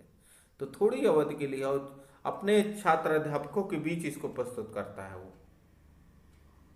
अपने साथियों के बीच, कुछ एक साथी होते हैं उन्हीं के सामने इसको वो प्रस्तुत करता है।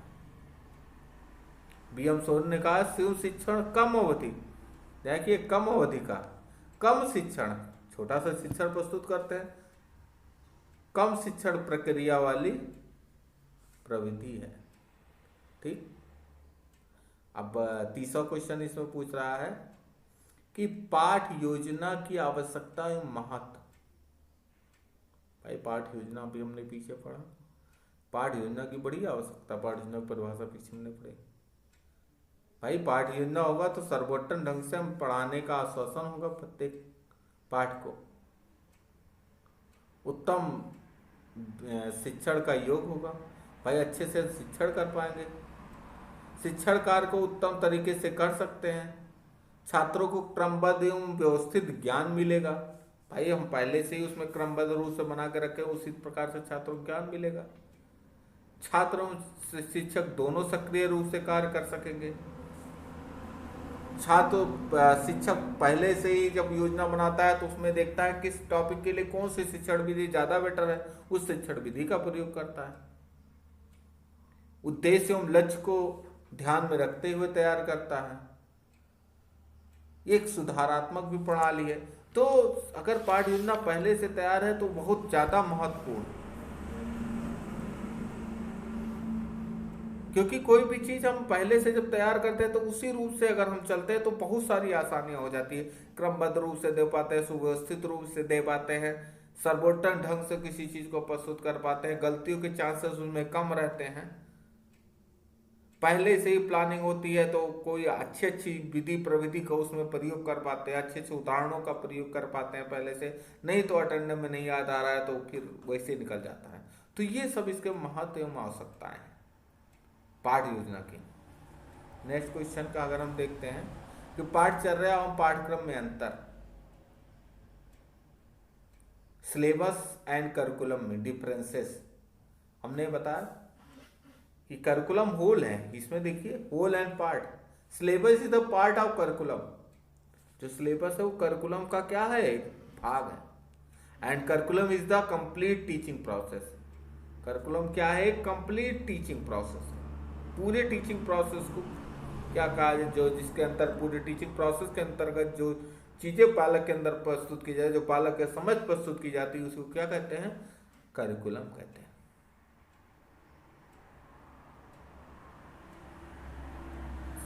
अब इसमें दूसरा है कि syllabus is a theoretical aspect है, थ्योरेटिकल सैद्धांतिक जो पढ़ाया जा रहा है वही एस्पेक्ट है।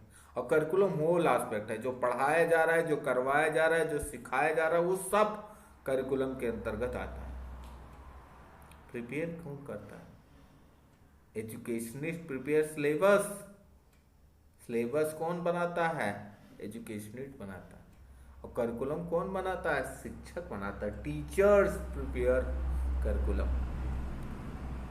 ठीक है, आपका सर्वांगीण विकास पूरा करना है, कौन करता है, टीचर करता है। कैसे करना है वो टीचर को पता है। आपने जो सिलेबस दिया उस सिलेबस के अकॉर्डिंग ही उसको करिकुलम का जो निर्माण करना होता है वो शिक्षक करता है। तो वही कह रहा है करिकुलम जो है वो प्रिपेयर कौन करता है, टीचर करता है। एजुकेशनिस्ट सिलेबस बनाता है।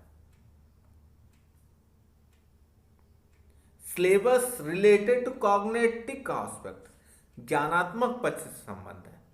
और करिकुलम होल, ज्ञानात्मक, भावात्मक, क्रियात्मक, तीनों पक्षों से संबंधित, तीनों पक्षों के विकास के बल देता है। ध्यान रखिएगा। Syllabus related to content and curricular related to cognitive effective level, सभी लोग, मतलब स्मिथ स्तर, बोध स्तर, चिंतन स्तर, तीनों स्तरों के शिक्षण के लिए होता बताता है। तो ये तो था पाठचर्या, पाठ्यक्रम में अंतर पूछा बहुत जाता है, ध्यान रखिएगा। कभी कभी शॉर्ट में भी पूछ लिया जाता है। नेक्स्ट है इकाई परीक्षण।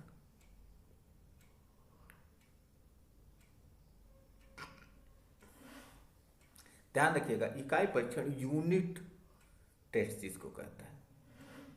तो इकाई परीक्षण एक ऐसी विधि है जिसके द्वारा संपूर्ण आंकड़ों के एक इकाई का परीक्षण द्वारा यह जानने का प्रयास किया जाता है कि संपूर्ण आंकड़े कहां तक उपयोगी हैं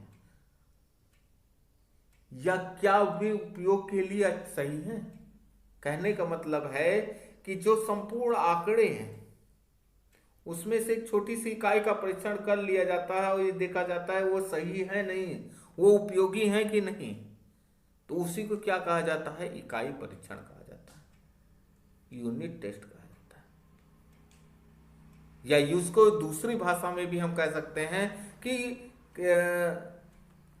संपूर्ण पाठ्यक्रम का परीक्षण ना करके छोटे छोटे खंडों में जब हम परीक्षण लेते हैं, छोटे छोटे भागों में बांट कर जब हम परीक्षण किया जाता है तो उसको भी इकाई परीक्षण कहा जाता है। दोनों चीजें, इसको भी लिखेंगे तब भी वही है, उसको भी लिखेंगे वही है, कि संपूर्ण चीजों को छोटे छोटे खंडों में बांट कर जब हम परीक्षण करते हैं तो उसको क्या कहा जाता है, इकाई परीक्षण। कुछ कार्यक्रम आपने करवाया भी होगा। तो कुछ कार्यक्रम बालक के सर्वांगीण विकास के तहत उसके बौद्धिक प्रयोग पर ज्यादा बल देता है। किस पर, बौद्धिक प्रयोग का। बालक में आत्मविश्वास और निर्णय शक्ति का भी परीक्षण ये करता है। इसके अंतर्गत विभिन्न बालकों के समूह को एक निश्चित विषय वस्तु पर निर्धारित नियमों के अनुसार प्रश्न पूछे जाते हैं। कुछ आपने देखा होगा, टीवीओ में भी देखा होगा और अब किया भी होगा कि बालकों का कुछ समूह बना दिया जाता है और कुछ निश्चित नियम के आधार पर उनसे क्या किया जाता है, प्रश्न पूछा जाता है।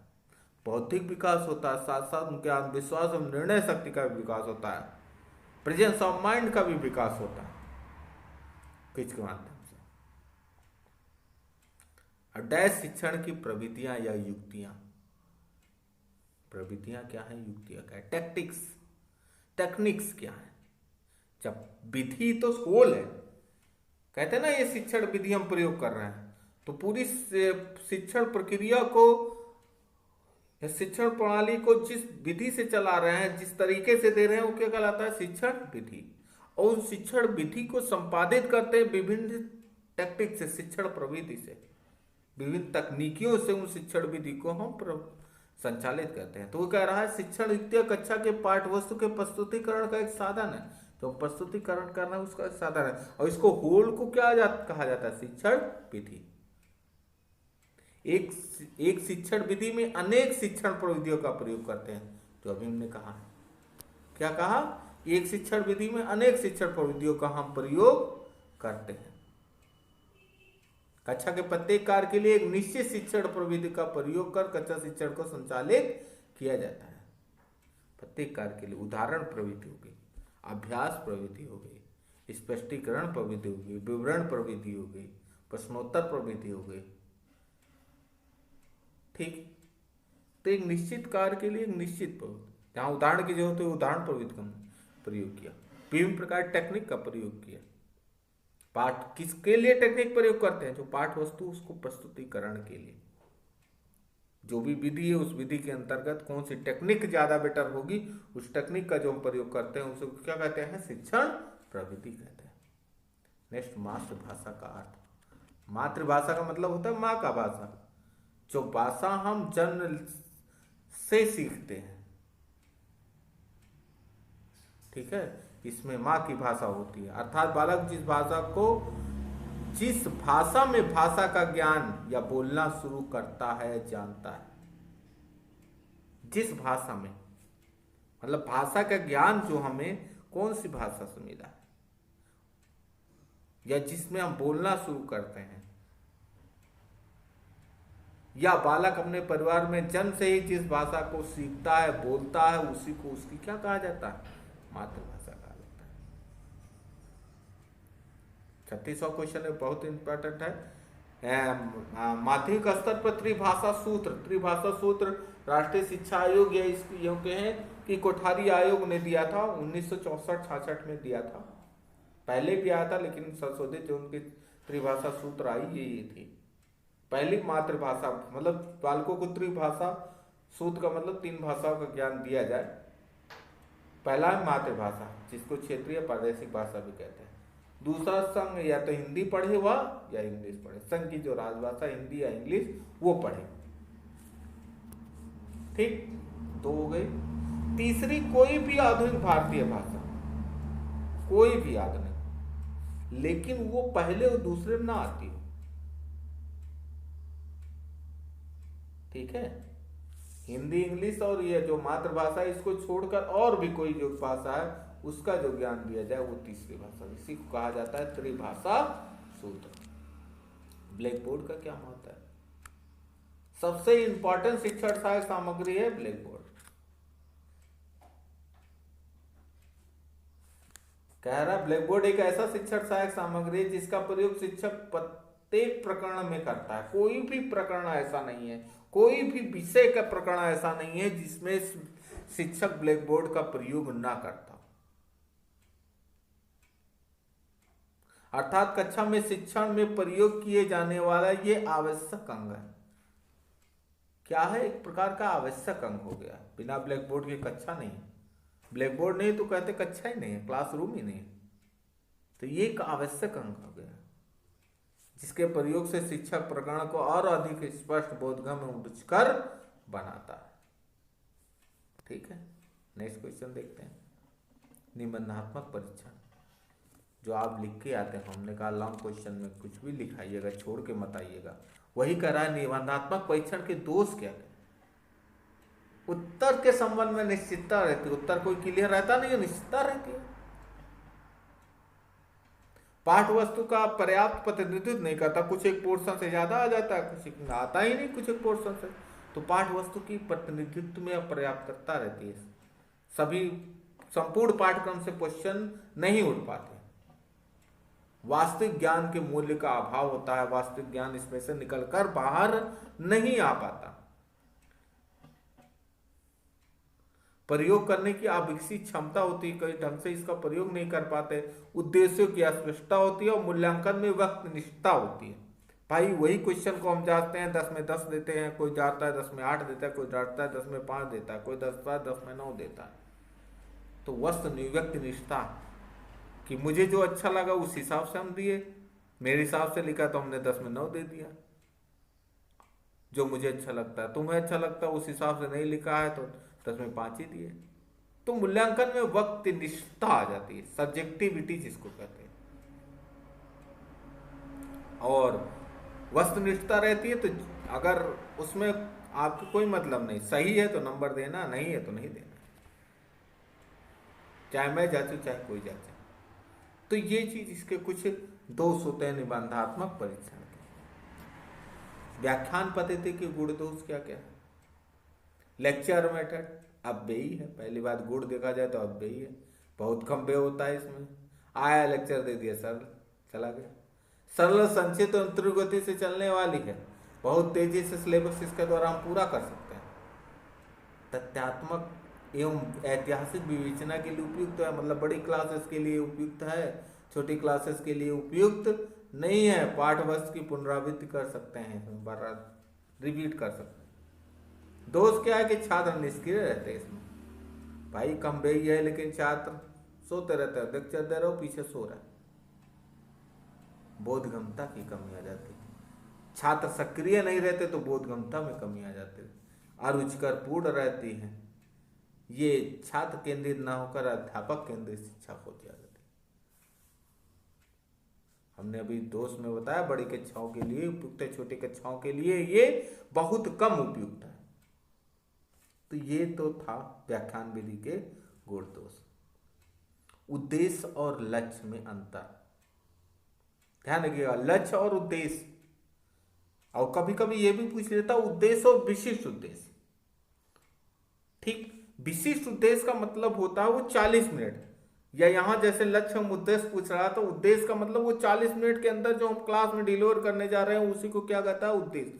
और लक्ष्य वाइडर है कि हम क्यों पढ़ रहे हैं, वो लक्ष्य हमारे, और 40 मिनट के अंदर जो देने जा रहे हैं वो उद्देश्य। और कभी कभी ये पूछता है उद्देश्य और विशिष्ट उद्देश्य, तो उद्देश्य का मतलब वहां लक्ष्य और विशिष्ट उद्देश्य का मतलब यहाँ का उद्देश्य। ध्यान रखिएगा इस चीज का, शब्दों में कंफ्यूजन कर सकता है। तो aim is very broad in nature, aim क्या है, बहुत बड़ा है। सामान्य उद्देश्य लिखते हैं ना बच्चों में, तर्क शक्ति का विकास, चिंतन शक्ति का विकास, कोई भी होता है लिखते हैं, तो वो पूरा वाइडर है। और 40 मिनट में बच्चों को इसका परिभाषा बतानी है, परिभाषा का ज्ञान हो जाए, इसके अर्थ का ज्ञान हो जाए, इसके प्रकार का ज्ञान हो जाए, यही तो है। वो क्या कह रहा है ऑब्जेक्टिव, वही कह रहा है aims is very broad in nature, और ये क्या है objective are very narrow in nature. Short aims are very close to level which are not fully एट्रूएट, लॉन्ग टाइम नीडेड है, एम इंक्लूडिंग ऑब्जेक्ट है, एम के अंदर ऑब्जेक्ट आ जाता है, aim try to answer question to why a subject be taught, हम ये सब्जेक्ट क्यों पढ़ रहे हैं, और वो क्या कहता है हम ये टॉपिक क्यों पढ़ रहे हैं ये बताता है।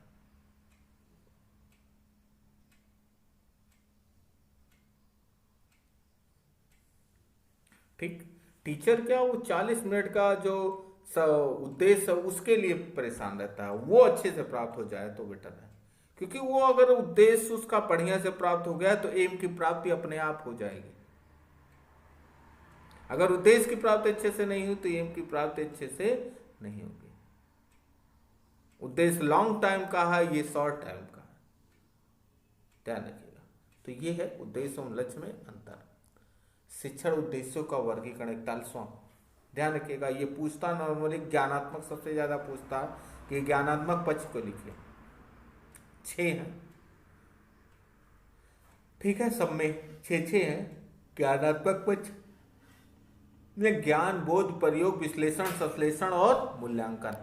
ध्यान रखिएगा, बहुत बार पूछा जाता है। ज्ञानात्मक पक्ष जो शिक्षण उद्देश्य का है, ज्ञानात्मक पक्ष कॉग्निटिव इमेज जो है वो 6 है। ज्ञान, बोध, प्रयोग, विश्लेषण, संश्लेषण एंड मूल्यांकन। भावात्मक पक्ष, भावात्मक पक्ष को इंग्लिश में मुझे ज्यादा अच्छे से याद हो जाता है, receiving, responding, valuing, conceptualization, organization and characterization. ये हो जाता है, मतलब ग्रहण करना फिर अनुक्रिया करना। पहले रिसीव करते हैं तब ही अनुक्रिया करते हैं, अब फिर उसके वैल्यूम को जांचते हैं, कितना सही है कितना नहीं। फिर किसी विचार पर पहुंचते हैं और उसको फिर ऑर्गेनाइज करते हैं, फिर वो हमारे कैरेक्टर में आता है, वैल्यूज में आता है। तो वही कह रहा है, ग्रहण करना, अनुक्रिया करना, अवमूल्यन करना, विचारण, व्यवस्थापन और समूह मूल्य विशिष्टीकरण, कैरेक्टराइजेशन। तो ये सबसे इजी है इंग्लिश का। Receiving, responding, valuing, conceptualization, organization and characterization, ये भावात्मक पक्ष। मनोगत्यात्मक पक्ष या क्रियात्मक पक्ष इसको कहते हैं। उद्दीपन, कार्य करना, नियंत्रण, समायोजन, स्वाभाविकरण और आदत निर्माण। Impulsion, manipulation, control, coordination, naturalization and habit formation. ये 6 हैं। सबसे ज्यादा जो पूछा जाता है वो पूछा जाता है ज्ञानात्मक पक्ष बताइए। पूछ कोई भी सकता है, शिक्षक के मूड के ऊपर है, लेकिन जो पूछा सबसे ज्यादा जाता है वो ज्ञानात्मक पक्ष। तो ये 6 याद रहे, ध्यान रखिएगा। 1 नंबर का पूछा बहुत ज्यादा था। इसको अगर डिस्क्राइब करना है तो लॉन्ग में इसको डिस्क्राइब किया जा सकता है। डिस्क्राइब करेंगे बहुत समय लगेगा, लॉन्ग क्वेश्चन के रूप में आ जाएगा। फिर तो नेक्स्ट पे चलते हैं, लॉन्ग में आएगा तो उसको डिस्क्राइब करेंगे हम। मापन और मूल्यांकन का संपत्ति क्या है? क्या है मापन और क्या है मूल्यांकन? अगर मापन की बात कहें, जब किसी वस्तु व्यक्ति को, ध्यान रखिएगा, जब किसी वस्तु व्यक्ति को एक निश्चित नियम के अनुसार, ध्यान रखें मापन की बात कर रहा है, जब किसी वस्तु या व्यक्ति को एक निश्चित नियम के अनुसार अंक प्रदान करते हैं, चिन्ह प्रदान करते हैं, संकेत प्रदान करते हैं, तो उसको क्या कहते हैं? मापन कहते हैं।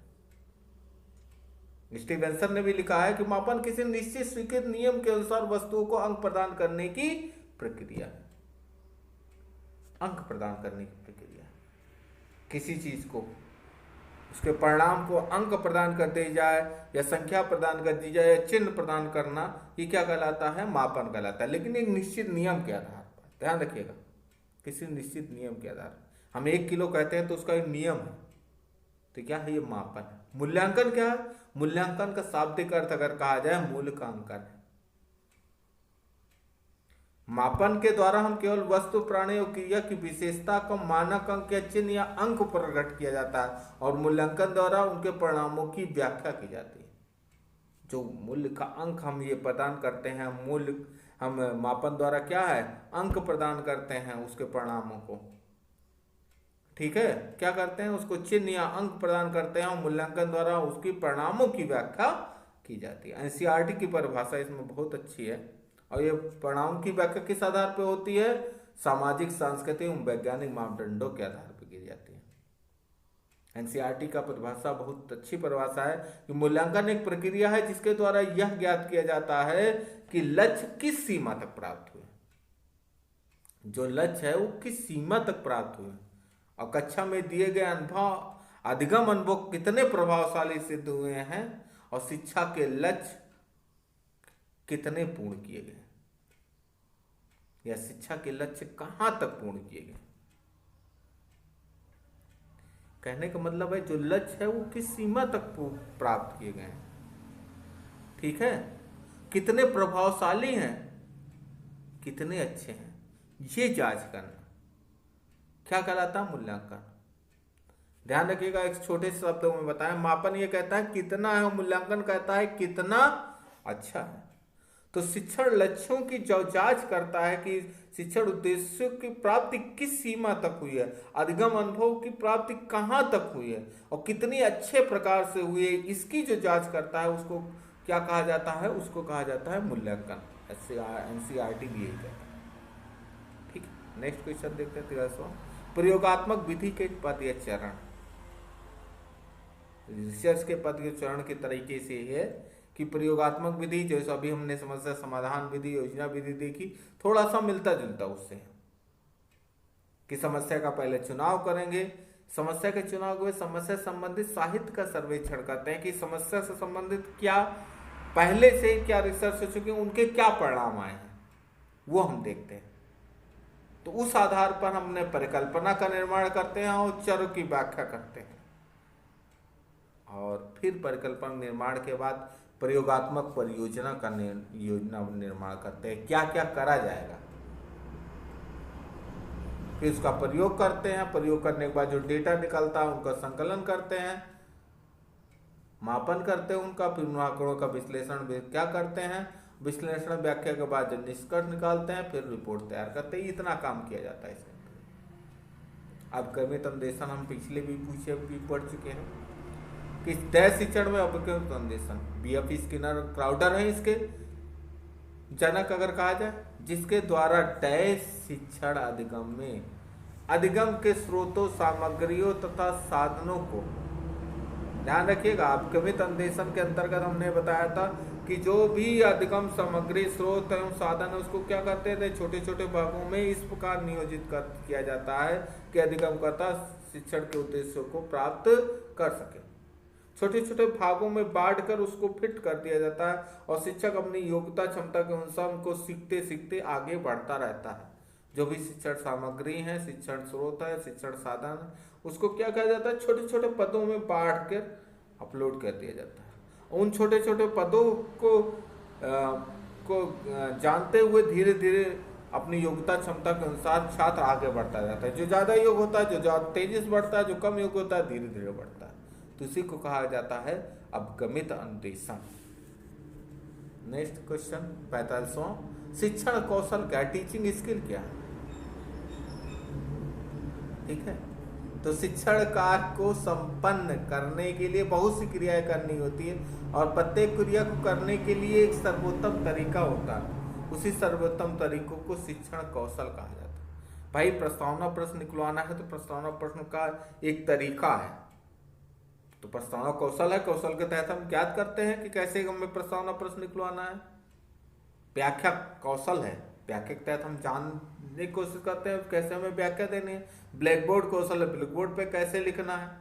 तो वही कह रहा है कि शिक्षण कार्य में ये सारी चीजें करने के लिए बहुत सी क्रिया करते हैं और प्रत्येक क्रिया करने के एक सर्वोत्तम तरीका होता है और उसी तरीकों को क्या कहा जाता है, शिक्षण कौशल। बीके पासी ने कहा है, शिक्षण कौशल छात्रों को सीखने के लिए सुगमता प्राप्त करने के विचार से उत्पन्न की गई संबंधित शिक्षण क्रियाओं या व्यवहारों का समूह है। जो शिक्षण क्रियाएं व्यवहार है उसका क्या है, समूह है। ठीक, नेक्स्ट क्वेश्चन 45 शिक्षक के गुण, बड़ा इंपॉर्टेंट है ये, शॉर्ट में पूछे जाने की संभावना बहुत ज्यादा है। वेरी शॉर्ट, क्योंकि बड़ा क्वेश्चन है इसलिए वेरी शॉर्ट में कम। हमने ध्यान रखिएगा, जब शिक्षक के गुण पूछता है तो व्यक्तिगत गुण और व्यवसायिक गुण उसमें आ जाते हैं। दो कैटेगरी बांट के लिखिए। व्यक्तिगत गुण कौन कौन से चाहिए, अच्छा स्वास्थ्य हो, सहानुभूति हो, धैर्य, विवेक, साहस हो, परिश्रमी हो, चतुर हो, निष्पक्ष हो, प्रजातांत्रिक दृष्टिकोण हो, अंतर्राष्ट्रीय भावना हो, अनुशासन प्रिय हो, आत्मविश्वासी हो, आत्मनियंत्रण हो। ये सारे उसके पर्सनल गुण होने चाहिए।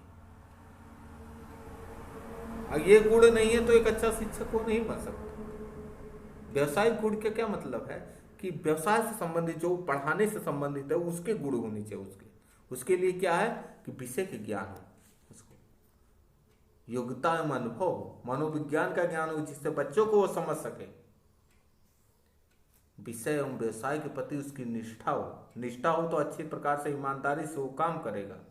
प्रशासकीय योग्यता हो तो शिक्षण कार्य को अच्छे से मैनेज कर पाएगा। कार्य संपन्न करने की क्षमता हो तो शिक्षण प्रक्रिया को अच्छे से संपन्न कर पाएगा, विभिन्न शिक्षण विधियों प्रविधियों का ज्ञान हो, व्यवस्थापन का गुण हो, उसके अंदर नेतृत्व का गुण हो, तभी वो छात्रों को साथ लेकर चल पाएगा। तो ये तो एक शिक्षक की गुण थे। नेक्स्ट अगर देते हैं 47वां, डैश कक्ष की विशेषता है। जैसे विज्ञान कक्ष हो गया, वाणिज्य कक्ष हो गया, गृह विज्ञान कक्ष हो गया। तो कक्ष में क्या है, उससे संबंधित साज सज्जाएं होती है, अलमारियां होती है, प्रोजेक्टर होते हैं, उससे उस शिक्षण से संबंधित विभिन्न प्रकार के उपकरण होते हैं, शिक्षक छात्रों को बैठने की जगह होती है वहां पर, उससे संबंधित महापुरुषों के गृह विज्ञान प्रयोगशाला कक्ष है तो गृह विज्ञान से संबंधित विभिन्न प्रकार के महापुरुषों की तस्वीरें उसमें होती हैं। तो वही चीजें, बैठने की उचित व्यवस्था होती है, प्रयोग करने के लिए कार्य करने की व्यवस्था होती है, दीवारों पर महापुरुषों के चित्र होते हैं, प्रोजेक्टर अलमारी होती है, शिक्षण कार्य की भाई टीचर वहां पर कुछ अगर बताना चाहता है तो एक ब्लैक बोर्ड की व्यवस्था होती है, वहां पर वो बता भी सकता है। तो ये कक्ष की विशेषताएं हैं। निदानात्मक परीक्षण क्या है,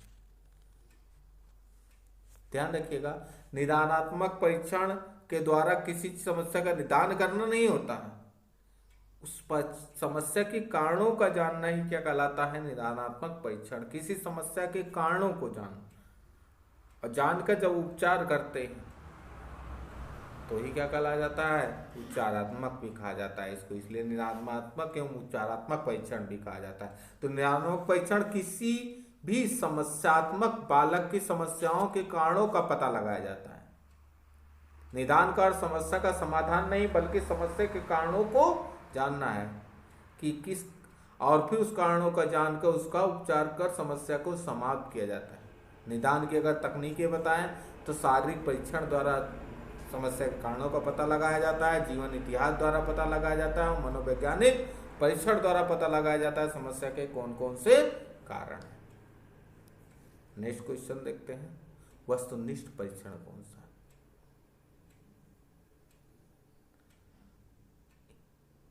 ध्यान रखें, वस्तुनिष्ठ परीक्षण जितने भी ऑप्शनल वाले परीक्षण होते हैं, यस नो वाले परीक्षण होते हैं, वन वर्ड के जो परीक्षण होते हैं, जिसका आंसर फिक्स है, कोई भी जांचे उत्तर उसका वही रहेगा, मूल्यांकन वही सेम ही आएगा, उस प्रकार के परीक्षण को वस्तुनिष्ठ परीक्षण कहते हैं।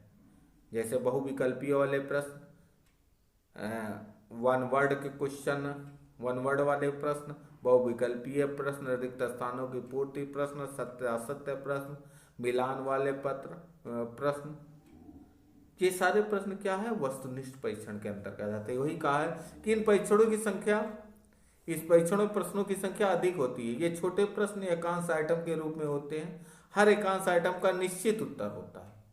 और इन परीक्षणों में कम समय में अधिक प्रश्नों का उत्तर देना होता है, या प्रश्न अनेक प्रकार के होते हैं, ठीक है, बहुत प्रकार जो भी हमने बताया वो बहुत सारे प्रकार के होते हैं। 50वां क्वेश्चन अगर देते हैं, सूक्ष्म शिक्षण चक्र बनाइए। सूक्ष्म शिक्षण चक्र भारतीय प्रतिमान के अनुसार 36 मिनट का है और स्टैनफोर्ड विश्वविद्यालय प्रतिमान जहां से सूक्ष्म शिक्षण का उदय हुआ उसके प्रतिमान के अनुसार 45 मिनट का है। जो चक्र होता है, पहले पाठ योजना तैयार है तो उसके बाद शिक्षण कार्य करते हैं, भारतीय प्रतिमान के अनुसार 6 मिनट का होता है।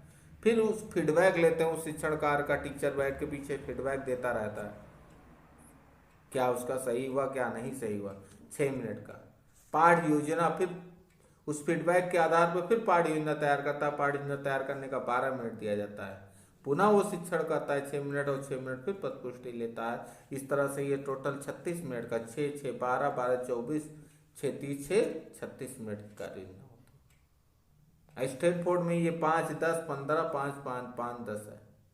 तो इस तरह से वो 45 मिनट का इनका पूरा चक्र चलता है। तो ये चक्र बहुत पूछा जाता है, ये टैट में भी पूछा जाता है, टैट में भी पूछा गया था। प्रथम चरण क्या है, पाठ योजना है, उसके बाद शिक्षण, ठीक। तो ये चक्र आपको याद होना चाहिए। इस तरह से बेबी शॉर्ट क्वेश्चनों के 50 क्वेश्चन की सीरीज का वीडियो अब यही समाप्त करते हैं। उम्मीद करते हैं कि आपको वीडियो पसंद आया होगा और आपके लिए, आपकी परीक्षा के लिए रामबाण साबित होगा। ये सिर्फ वेरी शॉर्ट क्वेश्चन के लिए नहीं, ये शॉर्ट में भी इससे संबंधित प्रश्न आएंगे और उसका उत्तर भी इसी में से दिया जा सकता है। शॉर्ट क्वेश्चन के लिए भी हम 20 से 30 क्वेश्चनों का सीरीज जल्द लेकर आएंगे, आपको पेपर से पहले ही उसको भी उपलब्ध कराएंगे और इसको आप देखकर अपने प्रश्नों को हल कर सकते हैं। क्योंकि ज़्यादातर स्कूलों में क्या होता है कि शिक्षण के विषय के नहीं चलते पीरियड, तो बच्चों को इसमें सबसे ज़्यादा समस्या रहती है। और बहुत बच्चे जो क्लास नहीं भी करते हैं, कुछ जगह चलती भी है तो बच्चे क्लास नहीं करते, कंफ्यूज रहते हैं कि भूगोल शिक्षण में भूगोल आएगा, तो उसमें ऐसा कुछ नहीं है। इतिहास शिक्षण में इतिहास पूछा जाएगा, ऐसा नहीं है। इतिहास से संबंधित, शिक्षण से संबंधित चीज़ें पूछी जाती हैं, तो इसलिए आपके लिए बड़ा महत्वपूर्ण रहेगा। वीडियो पसंद आया हो लाइक करिए, शेयर करिए, कमेंट करिए। जो भी साथी आपसे जुड़े हुए हैं उनको भी ये वीडियो जरूर शेयर करिएगा, जिससे अधिक से अधिक लोग इस वीडियो का लाभ उठा सके। इसी के साथ आज का वीडियो यहीं समाप्त करते हैं। धन्यवाद।